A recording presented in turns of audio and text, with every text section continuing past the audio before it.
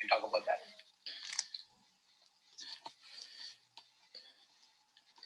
So thank you all. Thank you, Vivek, Asha, Vidya. Vidya, nice to see you again. Thank you so much for joining.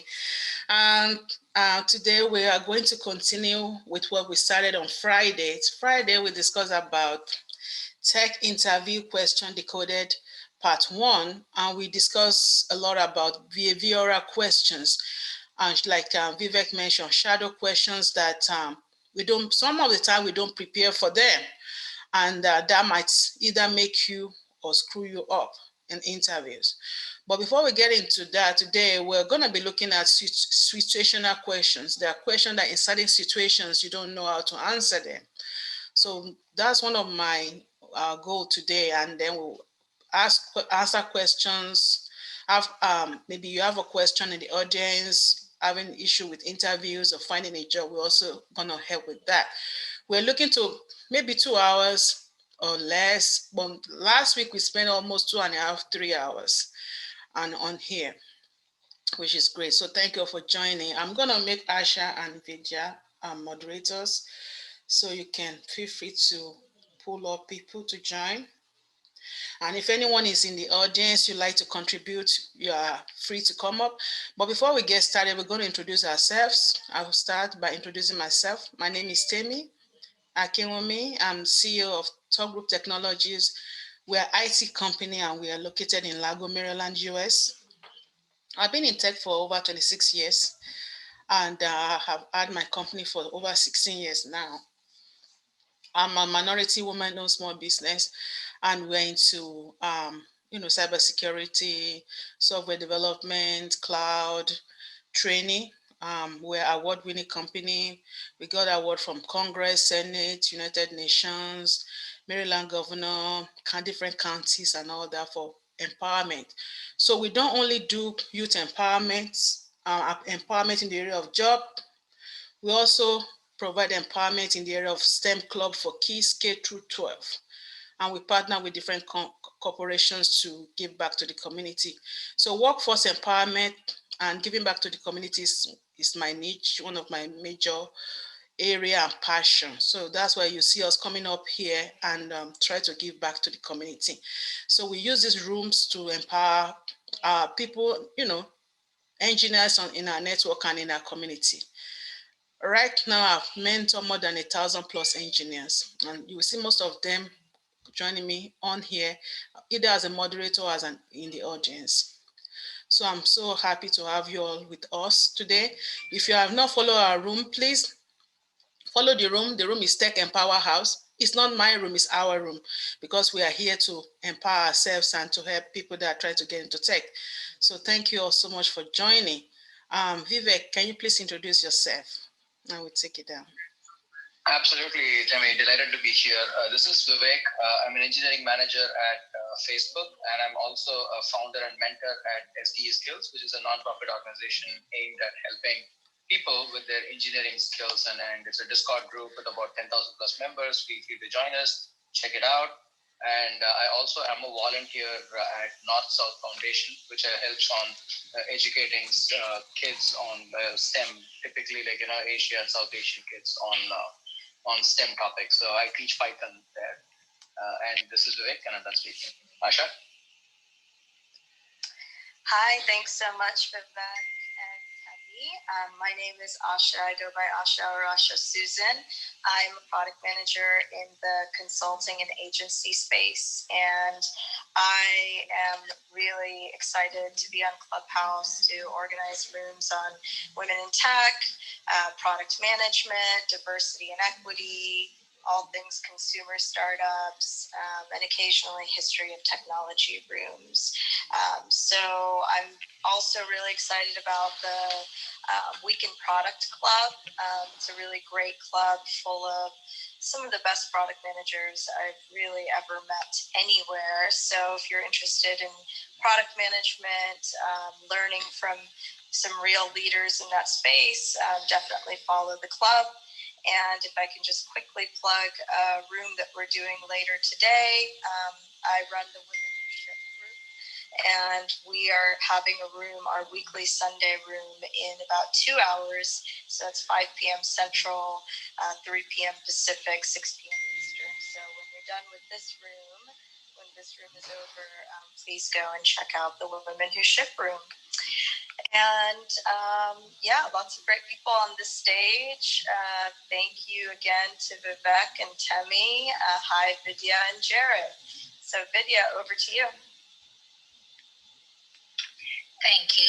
Thanks again, Temi, Vivek, for bringing me onto the stage. I am Vidya Subramanian. I'm the founder of MyTech Ladder. We are here to democratize technical career development, and we do that primarily by offering workshops for managers and leaders in technology to help them diverse workforce, most critically while the pipeline up front also has problems, retention has even bigger problems, and that's what I'm most passionate about. I am a senior software DevOps architect in my day job at Accenture, and I'm also very passionate about encouraging women to invest in startup. As a startup investor myself, I do think that's a great way for women to also get plugged into the overall economy. Thanks for the opportunity. I look forward to helping as much as I can. I might be quite a bit on mute, unfortunately, for the next 20 years. Thank you very much. Tutu, you are next. Introduce yourself, please. Hello, everyone. My name is Tutu. I am a cybersecurity, information security subject matter expert. I am a mentee under Ms. Temi. She is my professor, and she was the one who led me into transitioning from my career. My background was in public health into tech, and now we host these rooms to really encourage women and people of color in general to come into tech and really enjoy the benefits of working in a field that is recession proof and, take care of their families and make a difference. So please make sure you follow the moderators so you can get these notifications and, connect with people on here, network, and learn. Make sure you take a screenshot of Miss Tami's her flyer and connect with her. You will learn a lot. She teaches so many classes. She is a certified professor, and my name is Tutu, and I'm done speaking. Thank you. Thank you. And now the king of the Clubhouse, Jared. Introduce yourself, please. Happy Easter, everybody, if you celebrate that, or a good Sunday. My name is Jared. I've really been focused on this app in terms of just connecting people to opportunities within the tech space.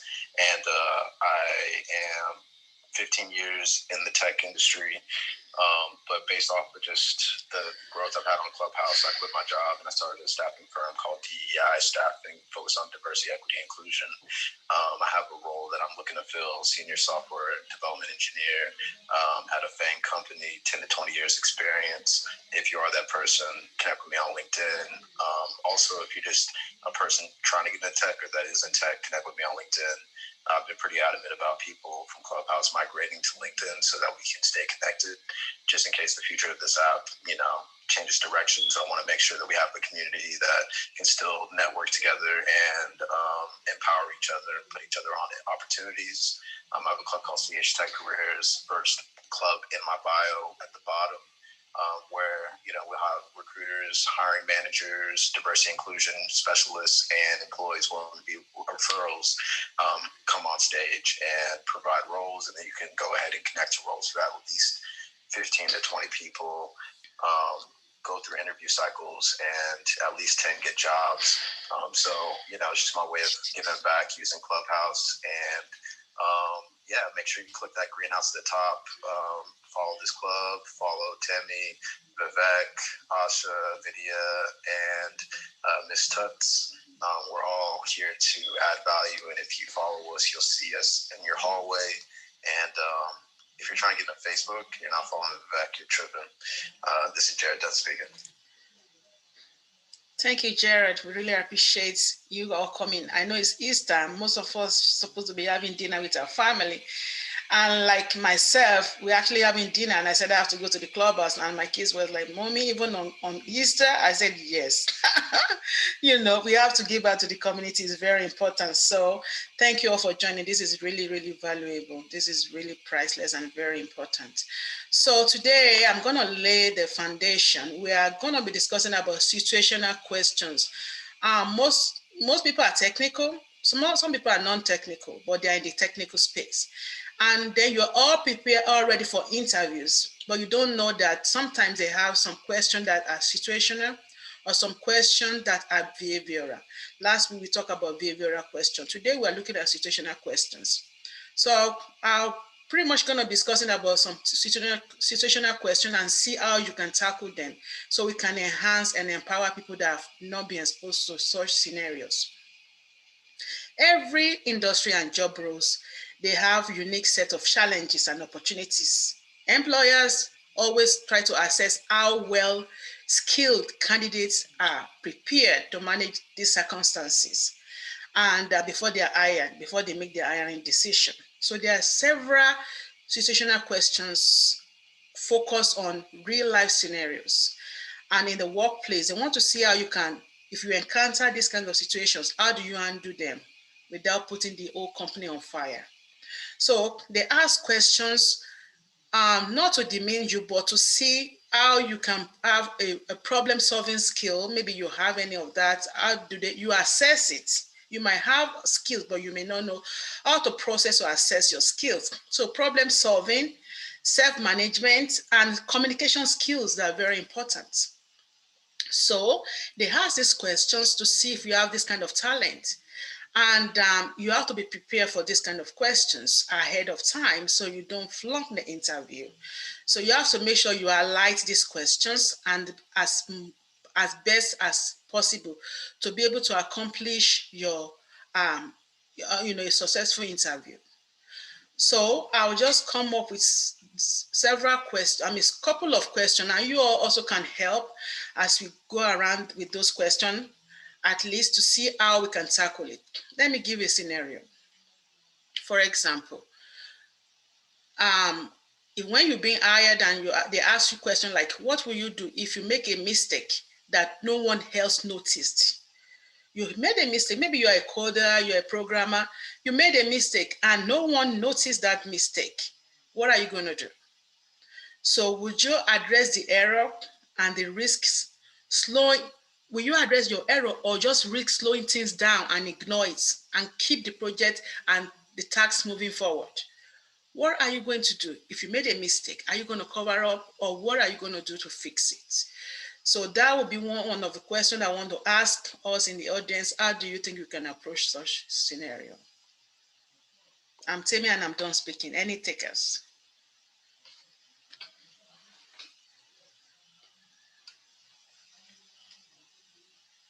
Okay, let me say that again. So for example, if they ask you, when you made a mistake, if maybe in a situation you made a mistake and no one else noticed that mistake, maybe you're a programmer and the code got screwed up on your hand and you already commit everything on GitHub and you don't want them to know that you made a mistake. How do you tackle that situation? They ask this kind of mistake to assess your integrity, to know if you're going to take responsibility for what you've done and determine whether your ethics and belief is aligned with the company policy. So how do you think you will handle such situation? I'm not trying to put us on the spot, but these are the things they ask in the interviews. So what do you think you would do? Are you going to cover up or are you going to kind of address it? So I have a couple of examples. Maybe I should start off with that. So if you are asked, you made that kind of mistake, how do you do? The major thing is that you want to present yourself in a positive manner. Yes, you made a mistake, but you don't want to say you want to cover up. You want to tell them that you address the situation by fixing the mistake, by working as a team player. For example, you may say, when I work with a company, a customer asks for something and I accidentally gave them something else. So now when they told you about the problem, then you have to, the customer was not satisfied. You may have to give them, a replacement for free because it's your error. So you have to fix it so that the customer will be satisfied because the customer is always right. You understand? And if you also made a code error, if you made a code error, you commit the code and it screwed everything up. I mean, there are ways they can track you, the logs and all of that to see you are the one that actually made it. So you have to let them know that you made a mistake. Don't hide your mistakes. Especially when you are new to a project and you're trying to hide, like I don't want them to know so they don't fire me. If you made a mistake, let them know there's a mistake and they can fix it. So that is going to help to know that your integrity and that you have ethics and belief in the company and even in yourself as well. Any contribution to that? Yeah, Temi, this is Anna. You are right about integrity. And you just said it's right, even if it's just a personally, when you do something wrong, we tell our kids, make sure you make it right so that, next time I will be able to trust you. From a work perspective, that's also, is a big thing, integrity and just being faithful and because it may cost the company money and it may cost you your job. So it's best to just fix it up in the beginning, explain to the people, maybe you didn't know how to code, as you were bringing up the example of the coding, you didn't know how to code something, or you made a mistake because you missed a step and things like that. Because when you're coding, your name is attached to that specific code. Or when you're doing a project, your name is attached to that specific item or task that was assigned to you. So it's best just to come up and maybe you may find, it may be even a training moment for you. Maybe you can say, I ended up going for training and I was able to learn ABCD and it helped me. And then next time when I did it, I improved the company's sales by ABCD. So something like that. This is Anna Nakan speaking. Thank you, Anna. That's really great. Thank you so much. Any other contribution? Hi, Temi. This is Kelsey. Thanks for having me. I got a phone call. I would add as a hiring manager, a lot of times when we ask questions like that, we're not just evaluating how they solve problems. We're also evaluating, can this person be someone that eventually can be groomed to be a leader? Can this person eventually lead a team? And so a lot of times what we're doing is we are asking a question that serves both of those purposes. So in this case, I want to know, how do they address the issue? How do they respond to impacted stakeholders and team members? And then how are they mitigating against this type of thing happening in the future? And how comfortable they are sharing those things in the context of how important that thing they were working on is. And so it's really multiple things that we're looking at. And so you just have to be complete that answer to that question needs to be, and whether or not you're demonstrating all of those things. I'm done talking. Thank you so much. Thank you so much, Kesley. Any other contribution? Robert, you're welcome, Robert. Hi, Temi. Thank you. So I think that, you're all kind of saying similar things, but I think one thing I would probably say is, for me answering this, I would probably be very clear that one thing that I would want to do would be to take ownership for what's happened, and then also to take initiative. And I think by that I mean take initiative to discuss with the people who are impacted, if they're internal or if they're external stakeholders, make sure that people understand that I won't just flag the issue, but I'm going to do something about it. And also I think for two different reasons. One, trust, because I want people to know that how important trust is for me, and that I want to know that, people to know that if I do make a mistake, that I'm going to take ownership for it, and they can trust me to let them know that that's happened and that I will make it right. And I want that to be reciprocal, and I can kind of use that as a way to highlight, I look for that, in two directions. And another thing I would probably say is this, again, as a follow-up, and because I've seen this in the past, what we would do is typically say, if we've done a lessons learned, one thing I would do is make sure this becomes part of our lessons learned, that it gets shared internally and or externally, so that we have steps that we can take in the future that would prevent something like this again, so that others can learn. So I think those would be probably the things that I would want to mention in answering that. Thank you so much, Robert. Really appreciate it. I'm done speaking. Yes, thank you, Robert. Really appreciate you. Yeah, Sabrina, welcome. Do you have any contribution or any? Just jumping in the room. I'm really interested in the topic, especially interviewing questions. So I get that all the time about what to expect and what type of interview questions you can expect. So I'm definitely here to contribute. So I'll be here for a minute. Okay, thank you. Thanks for having me. Thank you. Thank you so much. And people in the audience, I will encourage you, if you have any questions along that line, if you've seen any situation you are in right now, or you've seen before, you want to share with us the scenario, please feel free to come up and discuss. Let's discuss about it so we can guide people that are trying to get into tech so that they know what they are preparing for. We don't want them to stumble into the situation that we stumble into blindly because we don't have a mentor at that time. But now that we are seasoned, we've been in tech, we've seen it all, we've probably retired from the job and have our own businesses. We need to empower people that are going into tech so that they will not make that mistakes. So, so we're discussing about if you made an error.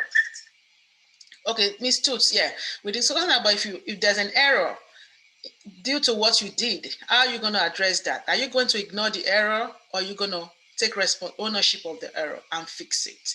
So that's what we're discussing first. We are looking at behavioral questions. Situational questions. Last week we looked at behavioral questions.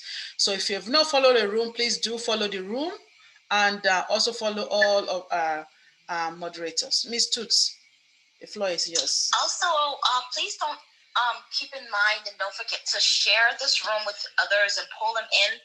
These questions are really, really like generalized, and I'm finding the questions are possible questions that can be repeated in any field, really, not just in the tech field, but these questions can come up in a lot of your jobs, leadership jobs, professional jobs.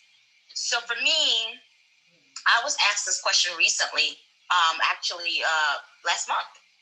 And I just pretty much stated how I was transparent.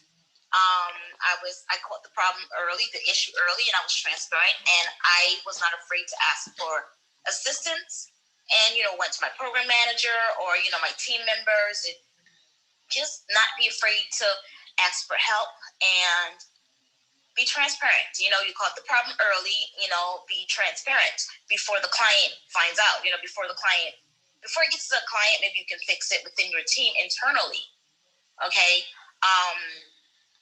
Because I didn't want to make it look like, it was a big issue that trickled down to the client. Now that could be looked at as bad also because, customer service is very important.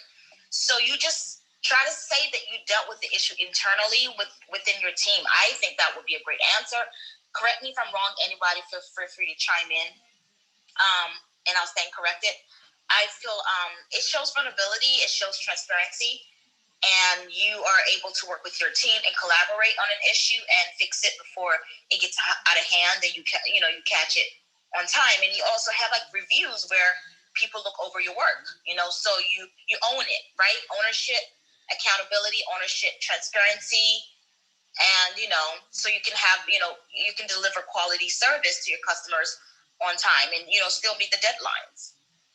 If you sweep it under the rug, then it would be too late before the deadline is here, the customer's waiting for their delivery of service, and it's already too late because you swept it under the rug, hoping no one will find out, but people really will find out. Someone will find out. So I just really answered in a way where I work in a team environment, and we have like status reports, and we have peer reviews and things like that, and you just we collaborate, and you take ownership, accountability of what happened, and you ask for help, and just don't be afraid to ask for help. Another question that I'm finding also that is common would be like they will ask you how do you deal with a situation where your client can be I guess difficult to please or something like that. Something about the client. How do you deal with that? That's another question that they're going to ask you. Okay, because they want to know how do you interact with your clients? How do you provide services and quality? And how do you deal with difficult situations, which is similar to what they just asked you, but now they're asking grand in a grand way, because that can cost money, that can cost, that's your relationship with your client. So that's another question that I'm finding they're asking people right now. And I think people should take note of that and really practice the best way to answer that question in their mind before going to interviews. The more interviews you do, the more you'll notice the questions and the patterns. But every interview is different though. Some interviews may not ask you that. Some interviews are strictly technical, and some interviews are both behavioral, situational, and technical. My name is Tutu, and I'm done speaking. Thank you. Thank you, Tutu. That's great. I think Anna, Kelsey, Robert, and Christine, can you please introduce yourself? I think you've not introduced yourself, so the audience will get to know you and follow you as well. Please introduce yourself. Awesome. I'm sorry. Go ahead, Anna. You were first. Oh, okay. Thank you, Kelsey. Hi, my name is Anna Anderson. I'm a project manager, career strategist. I help all women who are trying to get into project management or Scrum Master just learn how to digitize their online presence so they can start attracting recruiters and employers for open roles that they may have for project management or Scrum Master. If you are interested, please reach out to me in the DM. I do have a free masterclass coming up on April 14th. And so just reach out to me and I'll send you that information. It's also going to be on my IG here in a few. This is Anna. I'm done speaking. Thank you, Temi, for hosting this room. Yeah. This is Kelsey. I am the Vice President of Product at Hello Alice, and in that role, my teams consist of the engineering team, the product management team, data science, and product design. And I like to focus on things that not only help businesses grow, but I was also very passionate about mentoring young professionals and helping them sort of understand what they need to reach their career goals. So I'm also a mentor on ADP List, and I spend a lot of time mentoring product managers, and I love rooms like this because it gives me the opportunity to pass along knowledge that not everyone tells you, particularly as you make a decision whether you want to work for a small company, a medium-sized company, or an enterprise. A lot of times the skill sets you need are going to be slightly different between those two groups. So I like to spend time helping people sort of understand that world and how they might be able to best achieve their career goals through that. Thank you, and I'm done talking. Hello, hi, I'm Robert. So I am a project manager. I've managed projects programs primarily in the oil and gas and chemical space. And I guess throughout my career, I kind of on and off have worked on things kind of related to technology, IT and software. And I think some of you may have seen me in other discussions will know that I'm actually looking to make that more of my 100% career focus to move into that. And so I certainly want to share, again, kind of from my experiences and things that I have seen, in the industries that I've been in, share some of that experience with others and also to learn from the discussions as we are here today. So my LinkedIn information is in my bio. So if anyone would like to connect with me, I would certainly love to hear from you there as well. But I'm Robert and I've done speaking. Thank you, Robert. Christian, you're next. Thanks for joining. Hey, everyone. This is Christopher from Boston. Happy Easter Sunday. I'm at work, so there might be a little background noise, but I'm in business development, and I specialize in IT and healthcare at a niche firm called Hub Technology Group. So most of our placements are primarily in the Boston area. We do some remote work, particularly in higher ed, and I try to put the jobs usually updated at the beginning of the week in my bio. I also run discussion rooms on Clubhouse Friday nights and Sunday nights tonight, and it's branded under the talent ecosystem, and we run those rooms under the Like-Hearted Club. So feel free to click on my bio. The information is there, but primarily what I try to do when I'm on Clubhouse is really just get folks that are not traditionally connected to roles, particularly in IT, to the resources, to the folks they can network with, to the different programs that are available. So I'm just happy to be part of this community. Thank you, as always, for the call up to stage, Temi. Really appreciate it. I'm Christopher from Boston, and I'm done speaking. Thank you, Christopher. Thanks, everyone. Please prepare your questions. We're ready to answer them. So thank you for joining. Also, I want to put out here that we always hold this room every Friday at 6 p.m. Eastern Time, and also on Sunday at 4 p.m. Eastern Time. And follow us on LinkedIn, on Instagram. Follow me also on Instagram, because I'm coming up with compiled free resources under my IT university. I'm a trainer, so I do a lot of training. So I'm coming up with a lot of resources under my IT university. So if you follow me on Instagram or LinkedIn, preferably Instagram, maybe on both, you'll be able to access these resources for free. There's a lot of resources that I'm putting together on that you'll be able to access, and both recorded videos as well as classes that you'll be able to help you to get into tech. So I'm looking forward to start something like that in the next 2 weeks. It's almost done. So make sure you follow every moderator, and also follow me so I can link you to those resources as we go. So thank you all. I see Swati just joined us. Can you please introduce yourself or see if you have any questions?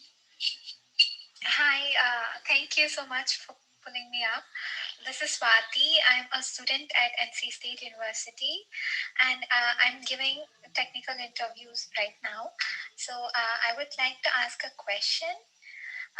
So can anyone tell me that while we are giving interviews as a part of tech, if we are not able to solve any question, so like if we are not able to come up with a good approach at that point of time, maybe we knew it but we were not able to tell it properly, how does it reflect on the interviewer side? So suppose I interview me, and if I do not do a question well, is there anything else that you can say to me that can help me go to the next round? Hey, Swati, I can answer this quick, and then I'll let others chime in as well. So the one thing to remember is that, interview is more of a conversation between you and the interviewer, and it's not like a question answer session. So it's not about, do you know this or you don't know this? Some questions are, but most of it is like, here's a scenario, can you problem solve it? And if you know the answer to that, then, or if you have a good idea or a high degree of confidence, you may be able to talk through that. But if you don't know what we're talking about, you're stuck. There are a few quick strategies that you can use to answer those questions. Like, one of the most common ones would be to take a step back, recast the problem, understand the problem a little bit more, ask for clarifications, make some assumptions, simplify the problem, solve a simpler problem. Like if one of the weird questions that people keep asking is something to the effect of, how many footballs are there in US or something like that. And then you have to start thinking about an assumption saying there are so many adult population, this many kids, and there's like X number of footballs per kid or something like that. You can pick whatever metric that you have, you can just use that and come up and arrive at something. Now, the actual answer is irrelevant in this case. What they're looking for is the thought process. So if you get stuck and you have no idea how to answer, it's like, how do I know? And I don't know, then that becomes a problem. So that's like number one. Now, if you are ever stuck in this particular scenario, one of the few things that you can always do is to say, wow, interesting question. Can I get a few minutes to think about it? And then you take a minute or two to gather your thoughts. You don't have to start rambling right from get-go, right? So if you didn't answer it right or didn't answer it well at the interview table, there's not a whole lot you can do afterwards. But one thing I would definitely recommend for folks to do is to post facto after the interview, do drop a message to the recruiter saying, oh yeah, Temi in my interview asked this question, and I was kind of completely blanked out at that point of time. Like on my way back home, or like in the next couple of hours, this is what I thought about, or I did some digging around, and here's the answer that I got, or something like that. It has very little value, but it's a non-zero positive value. So I don't know whether companies will take it or not, but it can't hurt for sure. This is Vivek, and I'm done speaking. This is Kelsey. Vivek, I've never really thought about explaining it to people that it was a conversation. And so what I would tell you it's not a test, right? Like it definitely is a conversation. And so when you go into the interview, remember one question isn't going to sink you on an interview. And so when you get asked that question, make sure you pause, think about it, and then do what Vivek said. Kind of show what your thought process is around that. And for me, I almost always would prefer the interviewer or the interviewee to ask me a follow-up question to clarify so that they can give a clear answer that shows their thought process rather than just rattling off an answer because I asked a question. Because I really want to know, one, if they face a situation in their work environment where they have a problem and they don't understand it, that they'll go back and clarify instead of just starting to do the work without getting that clarification. This is Kelsey. Absolutely. And I think, all great points. Definitely agree with both Vivek and Kelsey. The one thing, Swati, that you need to probably keep in mind, and I say this to everyone who's interviewing, is they really are looking for, is this a team member that I can work with on a daily basis? And quite often, there will be problems that you're not going to be able to solve right away. So how are you going to work with them when there is a real life, whether it is a bug or whether it is a new requirement? So think about answering it in that context, right? So that's where the conversational aspect comes in. Think about it as, okay, if it is a real life requirement that they are bringing up and that's what the company's responsibility is, how are you going to frame that conversation? How are you going to show that, you stay calm and you kind of don't want to panic, right? It is not easy, but that's the aspect. And of course, buying some time was already brought up, as well as try to clarify. You don't want to fake it in the sense that, it can feel a little embarrassing not to be able to answer a question. But I would say, if you feel genuinely sort of, hey, I'm just completely stumped by this question, and say you're not sure, and then just move on, right? Like you can just kind of wrap it up in a very, if that's the specific concern you're bringing up, is like, how do you wrap up that aspect of it? You want to make sure that it comes to a nice closure with that interviewer, if that makes sense. This is Vidya Subramanian. I'm done speaking.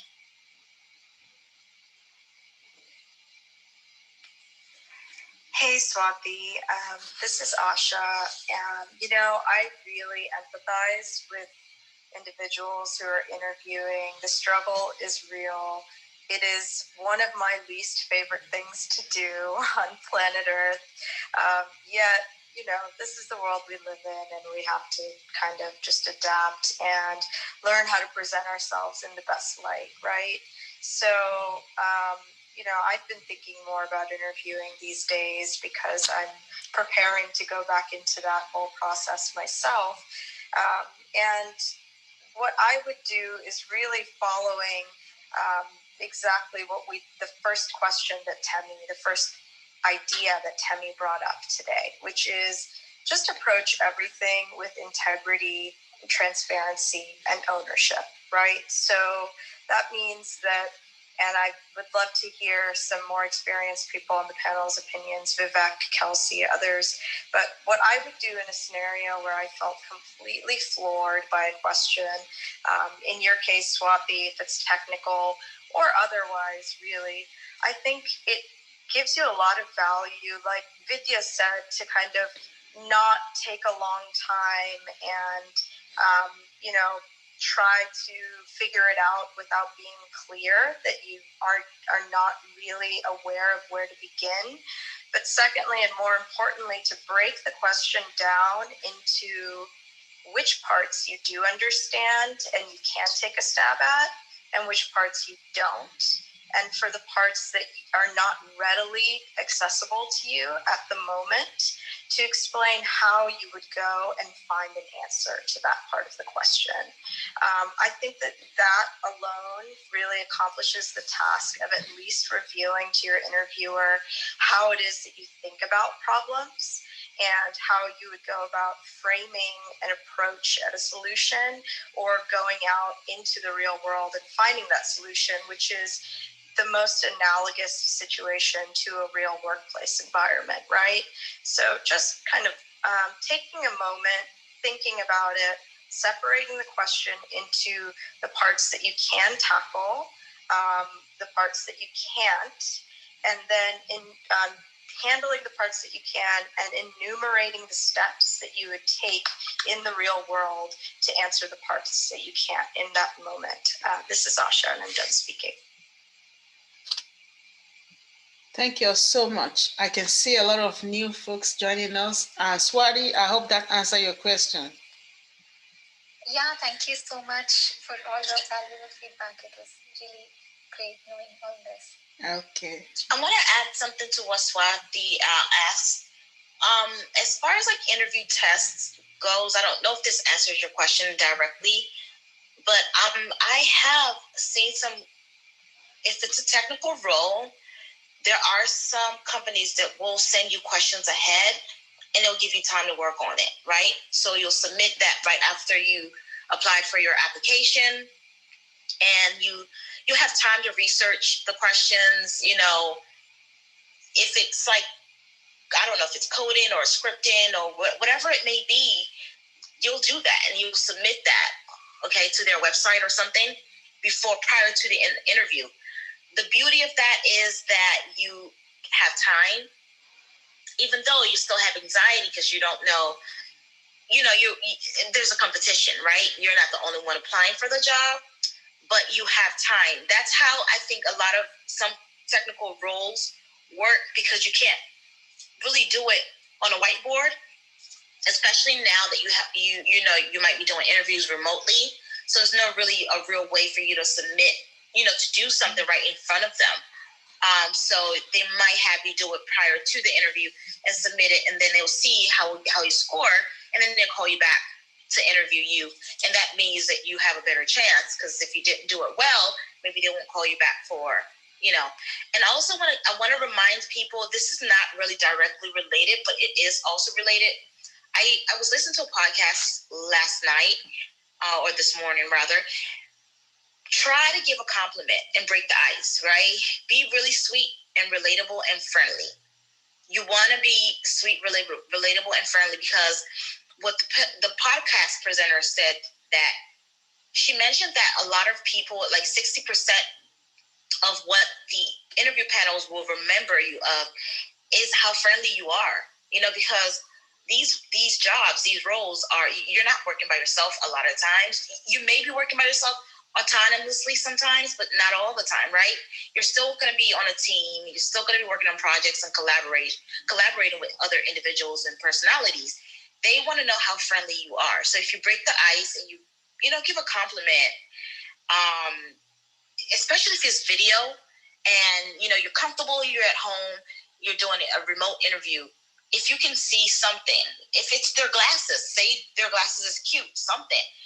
Make yourself very, very friendly and smile, and a little giggle here and there, can work to your advantage. If you're, a lady, just be really sweet, Of course, be appropriate and professional, right? You want to break the ice so that they still remember that not only she's smart and intelligent, but she's really, really friendly and sweet. We want her on our team, right? So, my name is Tutu, and that's all I wanted to add. Thank you. Yeah, thank you so much, Tutu. And that's what I always tell my students. When we go over the interview preparation, I always tell them, it's not about the job. It's not about if you know what you're doing or you answer the question correctly. Most of the time, they look past that. It's about being likable. And I always tell them, give them comments. As soon as you walk into the room, say something nice, because you are the one that's being interviewed. You are the one that need to break the ice first. You are the one that need to make yourself comfortable. So you need to, even now that everything is remote, you need to make the interviewer like you. How do you do that? By giving them good compliments. saying things like, oh, the weather is nice, or how are you doing? I mean, things like that. Just be nice to them. If they like you, if they can remember you, they're probably gonna work with you, making sure that they like you. If someone that is actually in the interview and they are not likable, they are not really professional, they're probably not going to get the job, even though they are nice or even though they know what they're doing. So it's always good to be professional and also be likable. So that's really good, Ms. Tools. Thank you. So, Mr. Yeah, go ahead. One little thing, Temi and Mr. I think I agree with the comment about compliments and smile and be presentable. But I actually really think that the advice is like gender agnostic. I know she mentioned, like, especially if you're a woman, I don't think that qualifier is required.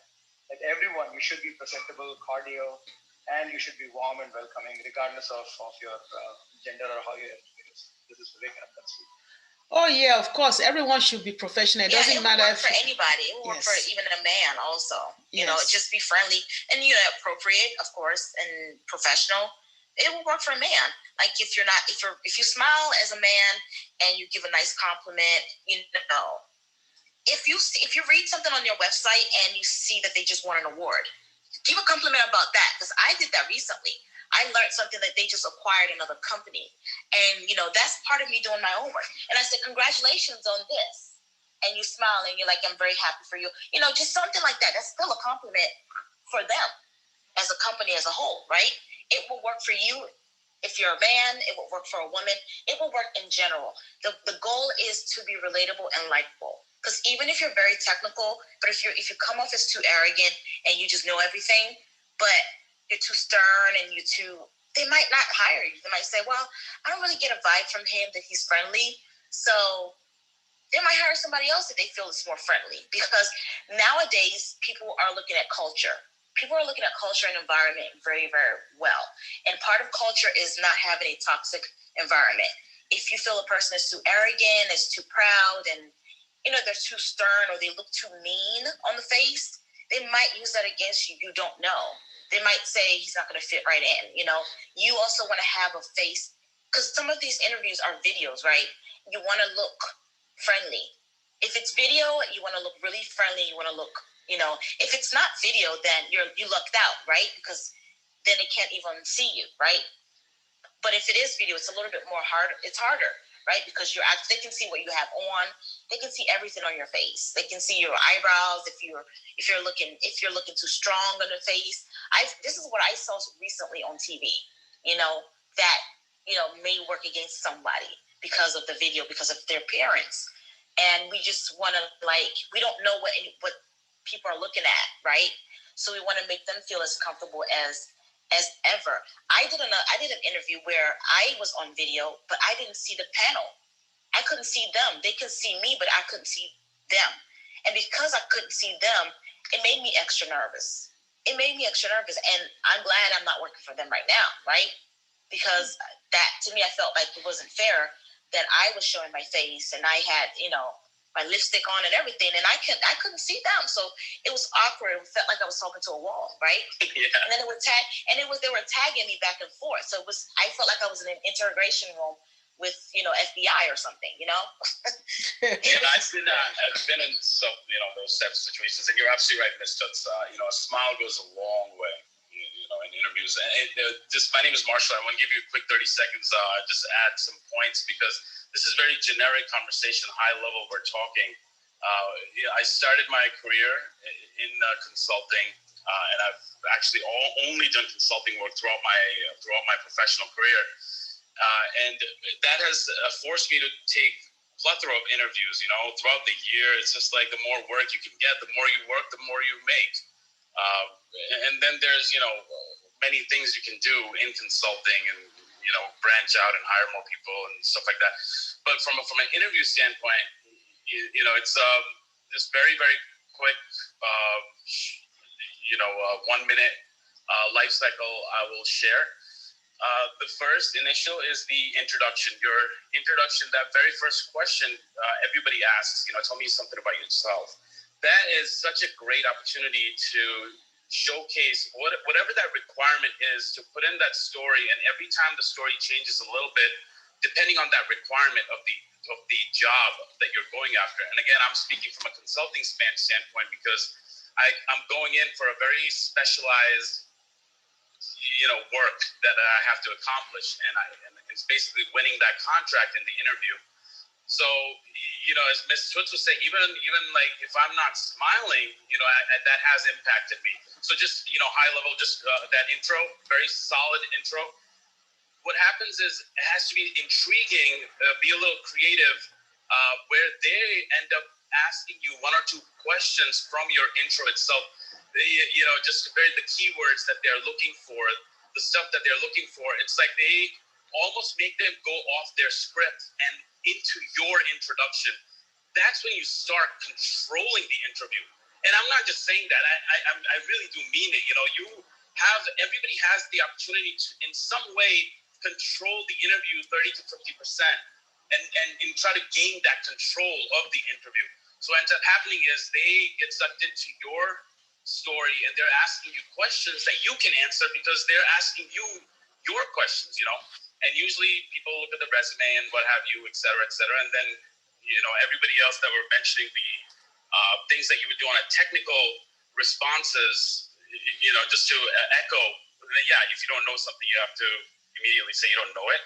And if you do know partial information, just talk, but make sense. Have the words be, the sentence have some dense and depth to them, not talk like, fluff talk, but definitely try to talk. And I'm going to stop talking because it's, it's very generic. I'm talking.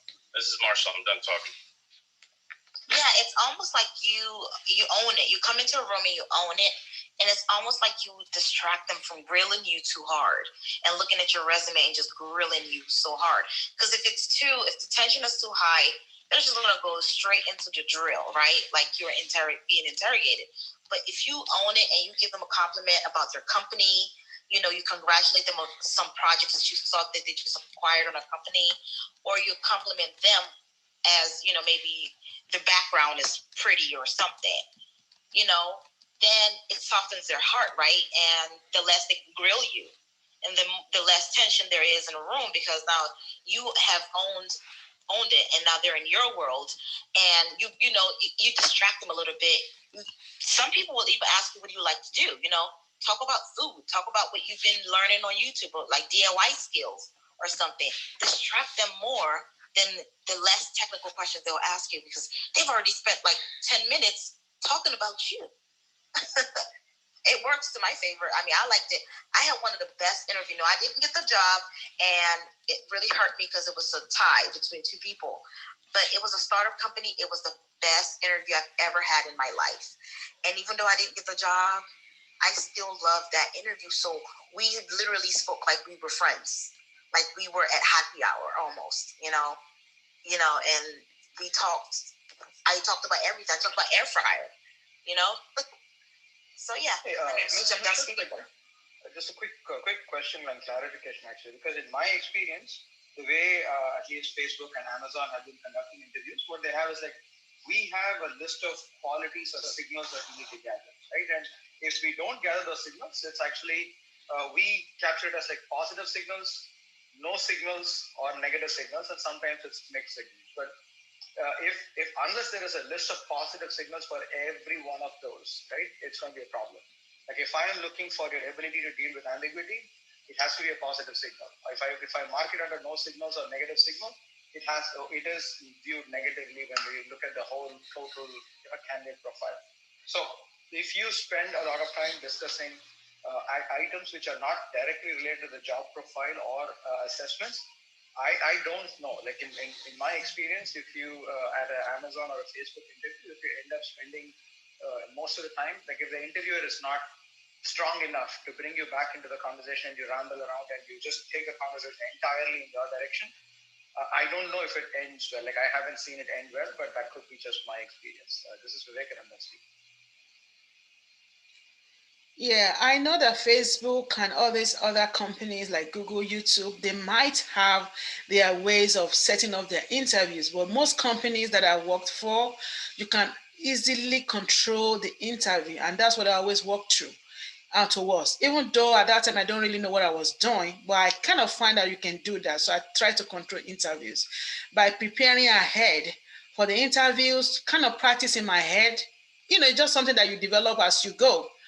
Plan in my head, oh, I'm going to say this, then I'm going to say that, then I'm going to say this. Then I control the interview in a way. So most of the things that we share here might be something that you've learned at the job by yourself without a mentor, just knowing how to get yourself in. So it's always good to have that in mind. So it's possible, at least I'll say 70% I've seen it's possible to control the interview. So you kind of put, like you put them to your favor in a way, so that the control, you kind of, make them like you and control you. So they will ask you based on, like, follow on question based on what you said, then they will ask based on what you said, and then you can just lead them towards you to favor you. So I've seen a lot of that. Yeah, Masha, go ahead. Yeah, no, that's a very good point. Just another practical, takeaway after the interview, you're getting asked technical questions. You answer the question, especially if it's a good question that you have answered, a technical one about performance, maintenance of code, or whatever, depending on, like, if I'm doing analytics, reporting. So after they ask you the question, I counter ask, and I'm like, oh, so are you guys doing that? Or is that what's happening? Like, can you tell me a little bit more? Instead of waiting until the end of the interview, middle of the interview, I'll try to make it a conversation. If they ask me a second question, I answer a response. And within my response, I'm like, oh, it sounds like you guys are, implementing that. At what phase are you in that implementation? Where are you in that scope? And sometimes, what's funny is that sometimes they're like, oh no, we don't even use that. And then it's an unspoken thing. Then, like, why are you asking me about it? If not even, it pushes back at them. If it's like, sometimes there are these gotcha questions and, like, unnecessary difficult questions. You push back in a way, but very nicely push back. If they're not like, it has nothing to do with the job, then why are you even asking that? So it indirectly makes them a little bit embarrassed. You know what I mean? So just another takeaway. Hey, this is Peshan. Just a feedback. I'm a senior software engineer at Bloomberg, and I've just been doing a ton of interviews lately, just because we've been trying to fill out a lot of roles, the AI group. And I think a lot of the times I get a lot of candidates who come through and try to, like, turn this into a conversation halfway through. But sometimes I feel like sometimes this is just the candidate is trying to distract from the fact that they can't answer the question. And I think it's very difficult for me to tell once they try to move off the interview. It's like, okay, do you still want to work at this question? Do you have any questions about the question? And I definitely feel like some candidates try to use this as a deflecting tool, when it's just straight up better off for you to, like, stop doing whatever it is you're doing and ask me a question about, like, how you want to proceed in this problem. I think, like, a lot of interviewing is like it tries to minimize the false positives, right? And it's fine to fail, and you probably will fail many times. But the one thing I've realized about a lot of candidates is that they're just really afraid to ask for help halfway through. And that's fine. It's like everybody had, like, all of us, like, mess up during an interview. Like, I've messed up during a ton of interviews before in the past as well. Hey, Dixon, your microphone is a little off. I think, like, you're fading in and out. We're able to hear most of it, but maybe reposition it or go off a headset and use the speakerphone if possible. Thank you so much. Yeah, and I think I was able to. I might have been, but Pixen. I'm sorry. I hope I'm pronouncing your name right, Pixen.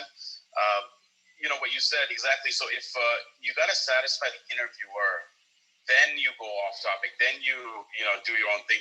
If you're in the middle of answering the question and not answering it properly, then it is absolutely, because I've been on both ends, right? Like taking interviewer and interviewee, and then that's a dead giveaway. That if you're just trying to push back unnecessarily, not even answering the question, then it's a dead giveaway that, yeah, obviously you don't know it. And in that situation, you just need to be a little bit more upfront that you don't know it. Actually, the interviewer, at least I appreciate that more. And this tactic is that you answer and satisfy the interviewer, and then you branch out and make it into a discussion. And then the interview interviewer will be more receptive to you, and as long as you have satisfied them. Yeah, thank you. And Sarah, I think Sarah has a contribution or yeah. Yeah, I just wanted to add on some few tips for especially the software engineering technical interview. I see a lot of interesting points discussed. So I think from the candidate perspective, right, you just have to be, right, take the necessary information from the initial stage itself, right? When the recruiter reaches out to the candidate, they'll also mention what kind of, right, a format the interview is going to be and any resources also they would share. Example, in the tech interview, you'll have a phone screening or initial round before they bring on the candidate to on-site. So generally that will be a technical interview. You can expect, right, either one or two coding, right, questions, depending on, right, the candidate's capability to, right, tackle those kind of coding questions, right? So if you look at that time frame, like 45 minutes to 1 hour, you need to pace it accordingly, right? You cannot just use your, right, introduction for 10 minutes, right? That means you're losing your own time. So generally, at least in the FANG companies or at least in the technology companies, what I've seen is they try to keep, right, the interview, the introduction to be very brief, both the sides, because they want to make sure that they get the signals. They will say that this is the thing I would like to, right, ask you, and I want to capture this, right, signals, because that's what they want to make sure that the candidate can succeed. That's what the mindset would be. They don't want to fail the candidates, okay, from the other side. So, and once they cleared it, right, the on-site also, generally the recruiters, especially like the Facebook or, right, even Microsoft, like I work at Microsoft, generally all the technology companies will provide you what kind of format you're going to expect, what is the duration of it, are there any materials which you can leverage to, right, kind of come prepared, and those kind of things, which will be really useful. And especially from software engineering, it's very competitive, right? Especially in the coding rounds, right?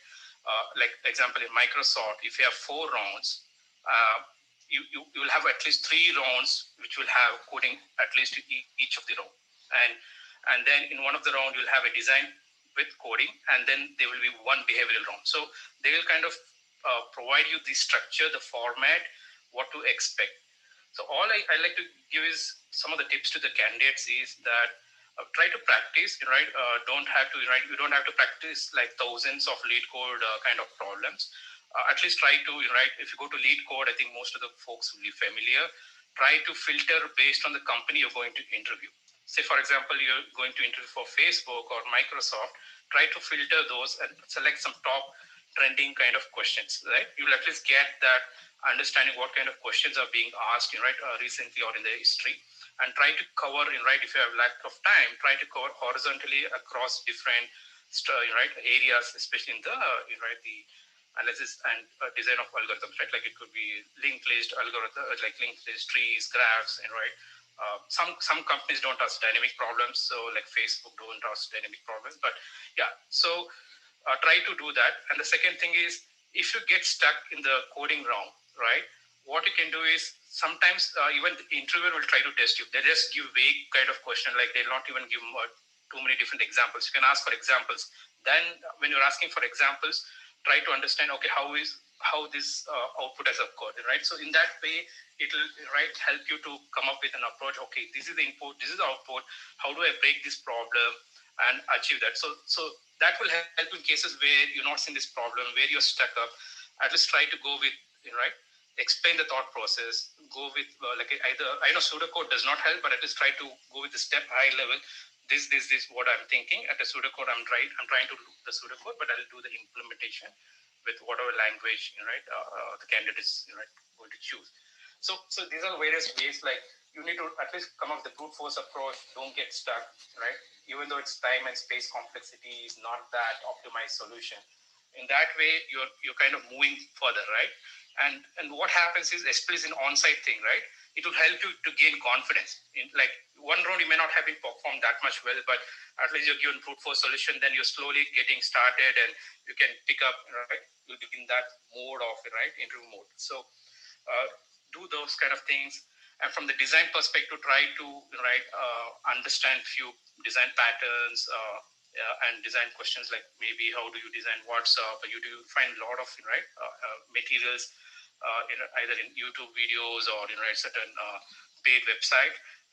especially this is for freshers or very less experienced people. For experienced people, I think they already have the practical exposure, so they know, right, understand the system design, and they can tackle it slightly better. But for freshers or the, right, the less experienced, they can go through this material, understand trade-offs, what to use, when not to use. So design is always, there's no correct answer. So think that also. They're not looking for correct answers in design. They're trying to understand how can you gather requirements, how do you ask clarifying questions, and why you're choosing this over that, right? Those are the kind of, they want to see the collaboration, they want to see the, right, the decision process, like what are the trade-offs involved, and okay, based on that, you're taking this kind of decisions, right? Those things are required. Generally, if you do all those things, right, you will have, better position, right? Like if you are able to solve, and if you feel yourself good factor that you've done good job, right? There's a high probability that you might be in the, right, in a probable candidate list. Of course, it's a competitive, right? The factors come into picture. All I'm trying to say is research about the company, understand what lead code questions are there, filtered by the company. You can go to Glassdoor also. There are like interview section. Folks have posted their experience, how it was, what kind of questions, you'll get an idea. So try to do some research. And also in some cases, if you want to go for FANG companies, try to do your interview in some of the smaller companies, which gains you that experience or exposure, and then schedule interviews for FANG companies. The reason why I'm saying is, FANG companies, especially like LinkedIn itself, which is Microsoft, and Facebook, Google, if you're not able to crack the interview, there will be a waiting period of say 1 year. Until 1 year for that stream, like software engineering stream, if you apply, you will not be called again. Right? Maybe you can apply for program management role, but for the same stream, you will not be called again for 1 year.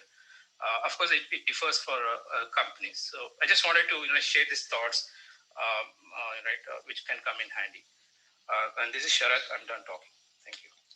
Thank you so much. Yeah, Cornell. Yeah, thank you so much for that. That's really powerful. Really appreciate you. Cornell, can you contribute, please? Sure. So, Sharat, thanks for the insight. A little bit about me. So, I'm an experienced professional with 10 plus years of experience. And I have a funny background because I started off more into development, and then over the past 5-6 years, I've been more into project management, program management, and product management space. So when I go for an interview, I'm right now almost starting to give an interview with FANG Beulah companies. That's two of them I started with. I chose Microsoft as the first one, and then there's another one, Google. Now the thing about now I haven't started the loop yet, or I've been putting off. But the question is, they initially wanted me to, they wanted me to come for a senior engineering manager role, and I was like, I haven't coded in like 7 years, so I don't think if I'm, so I just wanted to, from your perspective, from anyone's perspective, right, like how, and there's just so many roles, right? Look at Amazon. I do a lot of mock interviews. Look at Amazon. It's got technical TPM, and then TPM ES, and then you have PMT, and then you have product management. A lot of different roles, kind of similar, but not really similar. They're very completely different. But then Amazon does not really define product management as product management, because it's not like vision and then goals and then strategy and then and then just breaking down into so it's not really it does not cover the whole scope. I understand that, but if you look at because of leadership principles, but if you look at other companies, Google has pretty much defined it. But I'm looking for positions which do not make me go through lead code and hackathon, right? I mean, those kind of it's just not something I can do at this stage with a lot of responsibilities or even want to do. I'm very clear in what the wants are. So just wanted your take. I've interviewed with startups and then interviewed with other companies too. This one, but I'm more interested in Canada. So I just wanted your perspective, anybody's perspective. What do you think? Do you really need to prepare for coding rounds and system design rounds and for product management roles? program management goals, and it's called differently in Microsoft because TPM, it's not really TPM, it's product management. You can go to levels.fyi and then see the, but just wanted clarity from everyone's perspective. Right? Maybe I'm too vague here, but if I'm not clear, please let me know. I'll clarify. I think Vivek and Sarah, maybe that's along your alley. Being in Facebook and Microsoft, can you please help?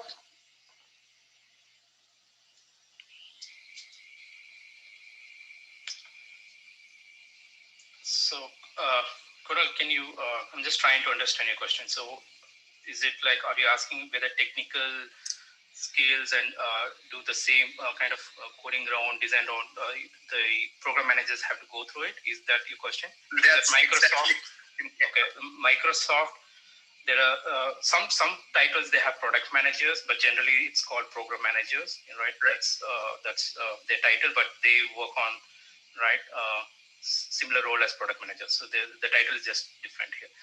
So actually, what I've seen is I'm not done that side of intro process, but when I've interacted with program managers, definitely it gives them advantage if they're aware of technical skills. What happens is when they're talking to the software engineers, at least they'll understand the lingo. They'll also understand where they're coming from, right? So for those smoother, collaboration and communication, technical skills will definitely come in handy for the program managers. Otherwise, it will just become more of a project coordinator, right? Like if they want to envision even what existing is there, what is not there, what even features, what new features they have to do, it will be difficult, right? If they don't know certain things, because they can get information from software engineers, but they'll only talk about certain things in technical, not in the business terms, right? They need to understand that aspect. So they will not have the kind of the same rigorous kind of intro process in terms of coding perspective, right? Like they don't expect them to solve lead code problems or come with an optimal solutions or design thing. Just more about at least they know about certain things. I think they'll ask about certain high level things, not like they'll not go in depth. So I don't know if it answered your question, Kunal. No, perfect. I mean, I totally agree with that, and that's totally legit because if you ask a product manager about product leader about strategy, about design problems, right? I mean, and then just the standard about maybe as extreme system design, where you just ask, okay, how would you design Facebook, right? Or how would you design Airbnb? And then walk them through the straightforward block diagram. Then how do you do estimations? These are all relevant questions. And then what are the metrics that you've worked, XYZ problem, and then tell me the metrics that you've come across. They're relevant in marketing, how engaged you are with marketing. Technical aspect, if you give them a coding problem, then they would be like, okay, but I can probably work and do that, take me 3 to 6 months, but am I providing enough value? So, yeah, I mean, your answer was very helpful. Yeah, definitely. I think they will have a different stream and they will have a different kind of interview process. I don't think they'll go through the same interview, right? Especially in the coding and design perspective. But they will probe more into other aspect of that role. Especially the program managers, right? They will be deeply involved working with various stakeholders, whether with the engineering managers, whether with the software engineers, and other program managers, because they'll have to do with not only the current thing, but planning for future things for the product, right? Like so they'll do a lot of planning sessions. They'll try to understand, okay, we have this feature, what can we do and how it fits into the overall orgs, objectives. So they'll be part of all those defining OKRs for the organization. So they do those kind of activities. They want to make sure that they think through about new things or what things have been broken, what new processes have to be, those kind of areas, not on the coding thing. Exactly. So, okay. Yeah, just drag it from that. Sorry, go ahead. Yeah, have you heard of the book Cracking the PM Interview? Yes, I have heard of it, and I have gone through it once only, I think. Yeah, so that book actually I would highly recommend. I think you a lot of the questions that you have today will definitely be answered, at least to begin with. That's my first recommendation for anyone looking to get into product in any of the FANG companies. This is Vidya speaking.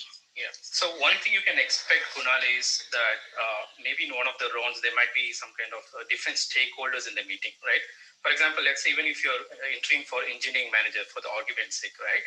Let's say software engineering manager, you're not only going to have interview by directors or senior directors, but there will also be product manager who's going to be part of one of the round, right? Because as an engineering manager, you'll be collaborating with product managers. Similarly, there'll be a round for product manager where important stakeholders will also be part of that, right? Interview process. Okay, so they want to understand, right? They might ask questions in those kind of areas. But yeah, I think from the interview perspective, whatever Vidya mentioned, maybe that could help you out. But there are also other things to know more about product management. I think ex-Microsoft person itself, maybe the Facebook, like Parth has written a couple of books. You can look into that, like Unlock, Swipe or Swipe, Unlock, something like that. Yeah, there are various resources for you to understand better. But yeah, you can go to Glassdoor and also certain other forums to know what kind of interview process are there for the program managers at, say, in this case, Microsoft. I could have shed you more light, but I've not done the other side of interviewing for them. Yeah. But that's really helpful. I mean, I've taken some tips from this Louis Lin. He's written a lot of books as well. And then there's Jeff Sutherland on the more agile front. They have some great points actually. And they're on Clubhouse too. Yeah. The other thing is generally at Microsoft. If you want to understand the difference between the FANG companies, right? That's where I highly recommend this book, because she goes into the details of how the PM role varies from Google to Microsoft to Facebook and so on. And that was one of your questions, right? Product versus program versus project. So she touches on that as well. The reason I recommend this as the first step, people particularly come to us a lot talking about career mobility. That's one of the things we offer at MyTech Ladder, and it's a fairly common thing when people want to move from one job function to another. And when you start off with, a few years back, there were no resources. The good news is now resources are there, including Louis Lin has some fantastic offerings. A lot of his paid offerings I hear are really, really valuable. I haven't used it, but I know people who have and have been very successful at landing product management roles. But even before you invest in any of that, starting with a book seems like a good place to start in terms of learning more about the differences and then making up your own thought process as to where you would fit the best and which roles most describe what you are aspiring toward, because some of these, they have a more technical bent than others even within the FANG company. So since those are all your points of interest in terms of how to navigate and where your interests and your background best aligns, that's where I would start. This is Vidya Subramanian, and I'm done speaking. Thank you, Vidya. Hey, Kunal, just one more perspective to add to the sea of them here. I would say that there has been a lot of talk here about the fact that product managers don't go through, they aren't subject to technical review, and I would push back against that. That does not fit with the experience that I had. During my first year as a product manager, I was recruited to interview at a FANG company, and it was definitely too early for me. But what I experienced was I think it was the second round, the round before the on-site. I did have a 45-minute. It was not a coding interview, but it was much deeper than just a high level talking about the technical aspect of your products. For example, in that interview, I was asked to talk about a product that I had built, and then that entire 45 minutes was drilling down into the details of the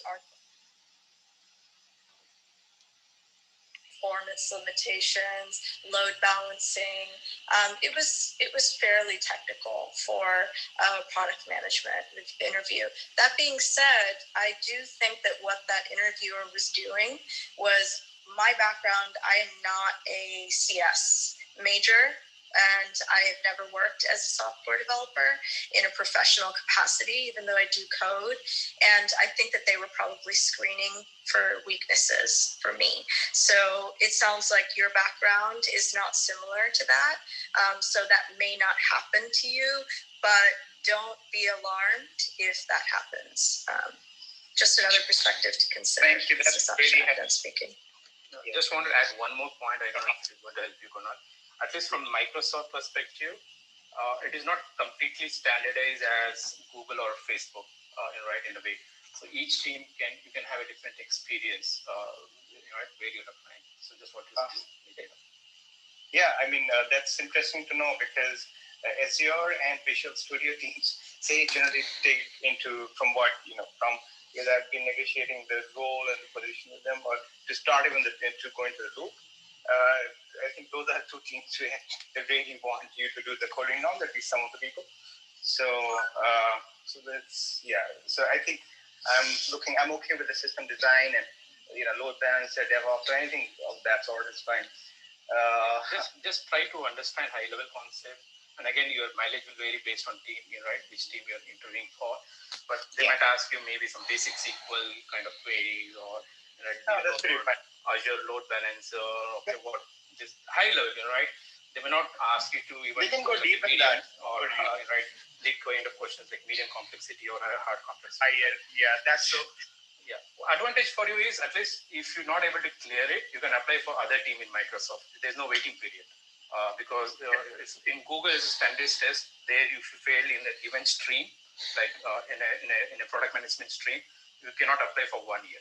But here in Microsoft, that's not the case, because each team is kind of having their own, right, different way of interviewing process. Like they do it on their. So for the same role, I can apply to different teams. That will be awesome. And is it location specific? Like if I want to take a role in Europe, or if I want to take a role, is it location specific, or it doesn't really matter? I don't think it really matters. I'm sure about software engineering because I've seen that. Program manager also, it should be similar. So yeah, it's not standardized. That's why even if for us internally, just to give information, even for internally, if let's say I want to move to a different team, I'll have to go through an internal loop. Okay, so I'll also have to go through certain interview process. Like there will be 2 or 3 rounds of internal interviews, and then I'll be selected. Then I can go to the different department. Whereas in Google, generally, at least what I heard from others on the Google and Facebook, since you already have incoming itself standardized, and if you want to move between the teams, it is just going to be the current manager and the other manager is going to willing to take you. More of a casual talk, right? And you will not be much process. This is what I heard. I don't know actually if things have changed, but in Microsoft there will be internal candidates if you want to move from one team to another team. So yeah. Correct. Thank you, Sharat, Asha, Vidya, Vivek. So much helpful. Thank you so much. I just want to reset the room real quick, so we give people chances to ask others chances to ask their questions. We did lose one person that was waiting for a while. I'm so sorry. I think her name is like Prexil. So in this room, we're talking about technical interview questions that we're decoding. And we're also touching points on some non-technical questions, maybe that will apply to other people who are working in the technical field or in software IT field, but their role may not be exactly technical. So we're answering all questions, and we want you to, raise your hand. If you have any questions, we're going to bring you up. Make sure you follow the moderators, and please share this room with other people who are trying to get into the tech field, okay? My name is Tutu, and I'm done speaking. I'm going to ask Sangwayne to speak next, and after Sangwayne and Ade can speak. Thank you.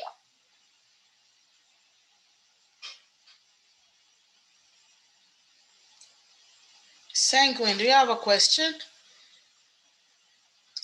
Okay, while it's getting ready, I just have an input. Thank you, Ms. Tooth, and thanks everyone. What I notice is that for folks that don't have any IT background, or you are not a software engineer, or you are not having a cloud background or anything, it's always very good to take courses like Security Plus. Security Plus is going to expose you to a lot of areas. Even though you have not done A Plus, you have not done Network Plus, Security Plus is a good way to get in, because if you're going to work with defined company like Microsoft, like Facebook, like Instagram, most of their stuff is on the cloud. So you are just coming from a different professional, pivoting into tech with them. They are very deep technically. They are very, very, they are the forward company. They are the foremost company in tech. So if you want to work for them, you have to be ready. So in such cases, they are not really trying to weed you out with those technical questions. They have to, because they have to continue to, their culture is to be in the forefront of tech. So they need to make sure they put people on the product side that can talk to the customer, sell the product, and answer questions. So in case you don't have the background, at least do something like Security Plus. Security Plus has different domains of cybersecurity as well as technical. Like Kunal was asking about load balancing and stuff. You will have learned that in Security Plus. There's so many areas, encryption, devices. Security Plus is so rich, it's so deep that you will not believe it. So just take a chance. I always tell my students, I don't care what courses you are taking with me. Is it cybersecurity? Is it Scrum Master? Is it cloud? Just do Security Plus, because this is going to expose you everything that you need to know to get started. So if you are trying to prep to get jobs in tech, just if you don't have any IT background, please just go and look for Security Plus and take that course. It might be anywhere, online, in-house, I don't care. Just take Security Plus, and then all your situations, all this scenario headache will be gone, because now you're exposed to the background. You have all these different domains that you never learned before. So that will really save you a lot of headache going forward. I'm Temi, and I'm done speaking. Yeah. Oh, sorry. Why, Titu? Just to piggyback on what Miss Temi said. So Miss Temi was my mentor. She taught me CAP, which is the risk management domain. It talks about the security controls and the technical systems and application, and it talks about the topology of cybersecurity. And so I took the certified authorization professional course with Miss Temi, and I took her Security Plus. Okay, before I even took the exam, I was offered a job, right? As soon as I took the exams and I'm already working in the field, and I'm working in landing my first role as information security engineer. I'm in there 2 years, and I got my AWS certification. All of a sudden, I kid you not, I've had maybe 5 people from Amazon Web Services, AWS, contact me to link with me on LinkedIn and, want to interview. Now, granted, I never actually follow up with them because I'm not ready and I'm scared. I'm scared, but I'm telling you, once you take Security Plus, like she said, and you're working in cybersecurity, as soon as you start working in cybersecurity, they will start following you on LinkedIn. They will start contacting you on LinkedIn. As soon as you are able to take one AWS course, they will start following you on LinkedIn and offering you, interview, like sending you job descriptions and trying to connect with you to interview you. It's true. And Security Plus it's the entry level way in. You don't have to know anything about technical. You don't have to know anything about, you don't have to code. You don't have to know nothing. It's your entry level path into cybersecurity, into the tech world. Once you learn a Security Plus, it opens the door for everything, not just cybersecurity. It talks about all the tools that you'll need that developers use too. It's like you're learning the language, okay? And you're going to learn the language that people are going to talk about, right? Like load balancing and stuff like that. Already, you're going to be confident in answering some technical questions. if you're interviewing for a software company. So yes, you want to start from there, and if you choose to code and learn how to code and program, that's the engineer level. You can do that on your own time. But if you want to come into the technical field, Security Plus, CYSA, and CAP classes, those 3 classes are your magic. It's like your unicorn ticket into getting into the software technical field. Because my background is I didn't study computer science either. And that's another reason why I'm scared, because I'm like, okay, well, I need to really have been in this field for a really, really long time. But my story is not going to be your story. My background is in public health. And I just transitioned my career into cybersecurity, information technology. I am, trying to become a real, have the years under my belt, right? I'm still middle level, right? But I guarantee you that it doesn't take that long. It really doesn't take that long. Just take those 2 classes, 3 classes, and you'll be a professional. You'll be an engineer. My name is Susan Douglas speaking. Yeah, thank you, Tutu. Yeah, so that's true what she said. I don't care what area of tech you are going to, just do Security Plus. You need to have it because that will save you a lot of headache, period. And if you're interested to do, like she said, the CAP or Security Plus, the Security Plus is always the easiest way to get into tech because you don't have the headache of software engineering. I started off as a software engineer for many years for Fortune 500 companies, for intelligence community that if I tell you pretty much have to kill you kind of project that I can't even talk about.